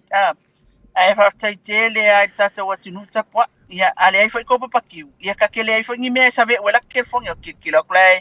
Lai whai mai ia ai whamalo e tā ua o mau tō manatu. Mo whina ngalo ia mole anua ngā i luma o le tata o ngā luenga. Ja, mo le antulanga ng whautai e velo leo whautawha, mo le antulanga ng whautai lilo mai awa e ui lava e ia la fonga foi. Ia e pe ora mai tawina i lunga o penga ta whai lang, ia o lo toa la valo lo toma e whamalosi mai lava. A wā la vale tautua ina o le pa ia male malo le tātou. Tano, whai lea mo su tātou ai le so, alo vale tua ma fōa i antula malo si o le tino, si ein la le nganga. Ia wā le whauwina o tiutia ma whaiva halo filima. Le nganta o le tautua ino a inga nuu mafio anga mai kālesia ia misei ia le mai tau mai a le tātou o tonu o Samoa au mai asau whirangalo taurunga i le tātou whilo inga i le so lilu. Ia, haftai tele lau talainga funga mua paua leo si mea o te tapa i si o tātou o tunu o te iloa ua level nei mata up o te iloa foi. E ala ona nau mai. Ona o lewa tātou wa ai tūlanga bevesi o le tātou wa tunu o le mata upu le nei. Mali. Ai vai, o le tūlanga tāua. O tātou wai maua i le tali fi le mūma matango fi. A wane ingalo lātou te talo, le au fai te talo, whapea fo i tātou uma ia e tamaita i a Marie. Lona saunga le mū, ia ai mese foi o lona mawhau, ia mamea uma lava leana ia whamatala ina mo i tātou mo le malam lama o le tātou wa tunu. Ia ele oni mea whai ini ulanga.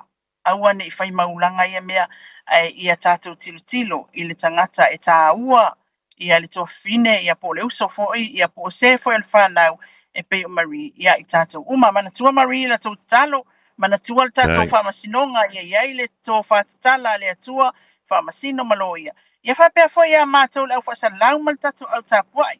Lea ia se tangata e le iso nao ngā i le whamasinonga si o tātou tunu o loo tau mwhai nei, e mai la uia i tūwai. Sa moa whaftai tele lava mo lau tāpua inga. Whaftai tele lava mo atau whamanuianga. O nisi o matua i alu le po a koanga pōkele e moe kalikalinga ku ngolako i meli li whaftai. Ioi, e tate le manao e le whai atu se talau na tate e alofa. O laia mana ia maisi au nanga whatau waa. Ia le mea lea Samoa, tātou whailoa i tai au le alofa o le atua. Whamanuia le atua i ainga tasi umalava si o tātou atunu.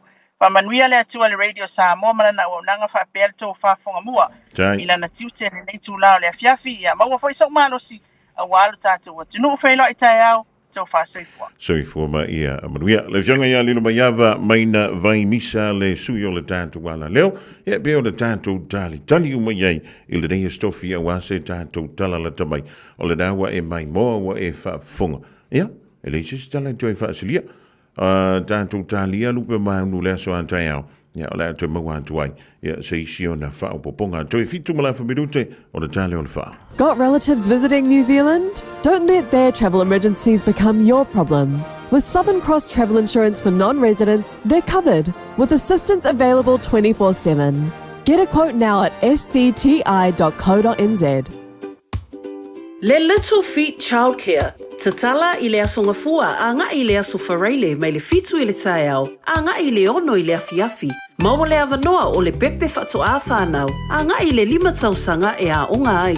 E lua se fulu i tūla, e a onga i le tamaititi 3 tausanga a ngā i lunga, e a unoa ma se totongi. E mawhai o na piki lo walo i le tae au, matoi mo moli i le fale i le afiafi. Maua fua le lunch i aso uma. Talia wins quotes. Whafsota i loa la walo i le Little Feet Childcare, Luas Fuluono, Yates Road, Mangere East. Telefoni o iwa, 255 55 luaono. O iwa, 255 55 luaono. Avia maua sosa, Omega Ka, Diana Loi Moa, Omega Ka, Tabale Taumofie, Omega Ka, Fili Mailo ile Omega Ka. Omega Cars, lua selau Cavendish Drive i Manukau, po le telefoni o iwa lua fitu 5 tasi lua. Susu mai Manukau ne, Omega Ka. Malole keisi le Omega Ka. Nalo fa Samoa. Wa ule ne yo kasu tialu. Awal suia ngila wa le kio. Aeva eva mai ina se fudu 5 iva kolu. Amo Radio Samoa. Bevela a.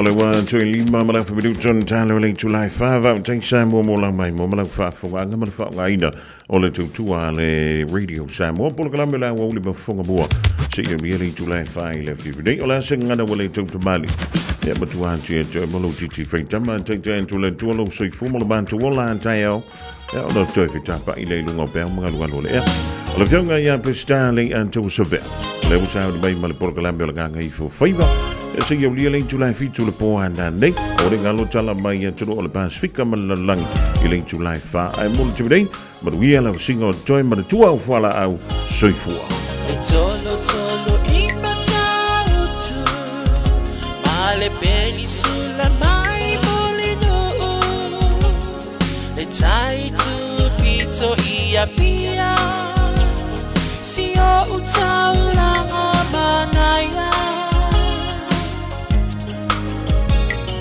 efe pula fi mai ile sau o ata uma o fetu ole lani esulungia ya umasia uhani a obasa bali bali le pasina se yesu solo ya samo no uatulu se ifai mafia fianga mataba olo sisi vai ma pepese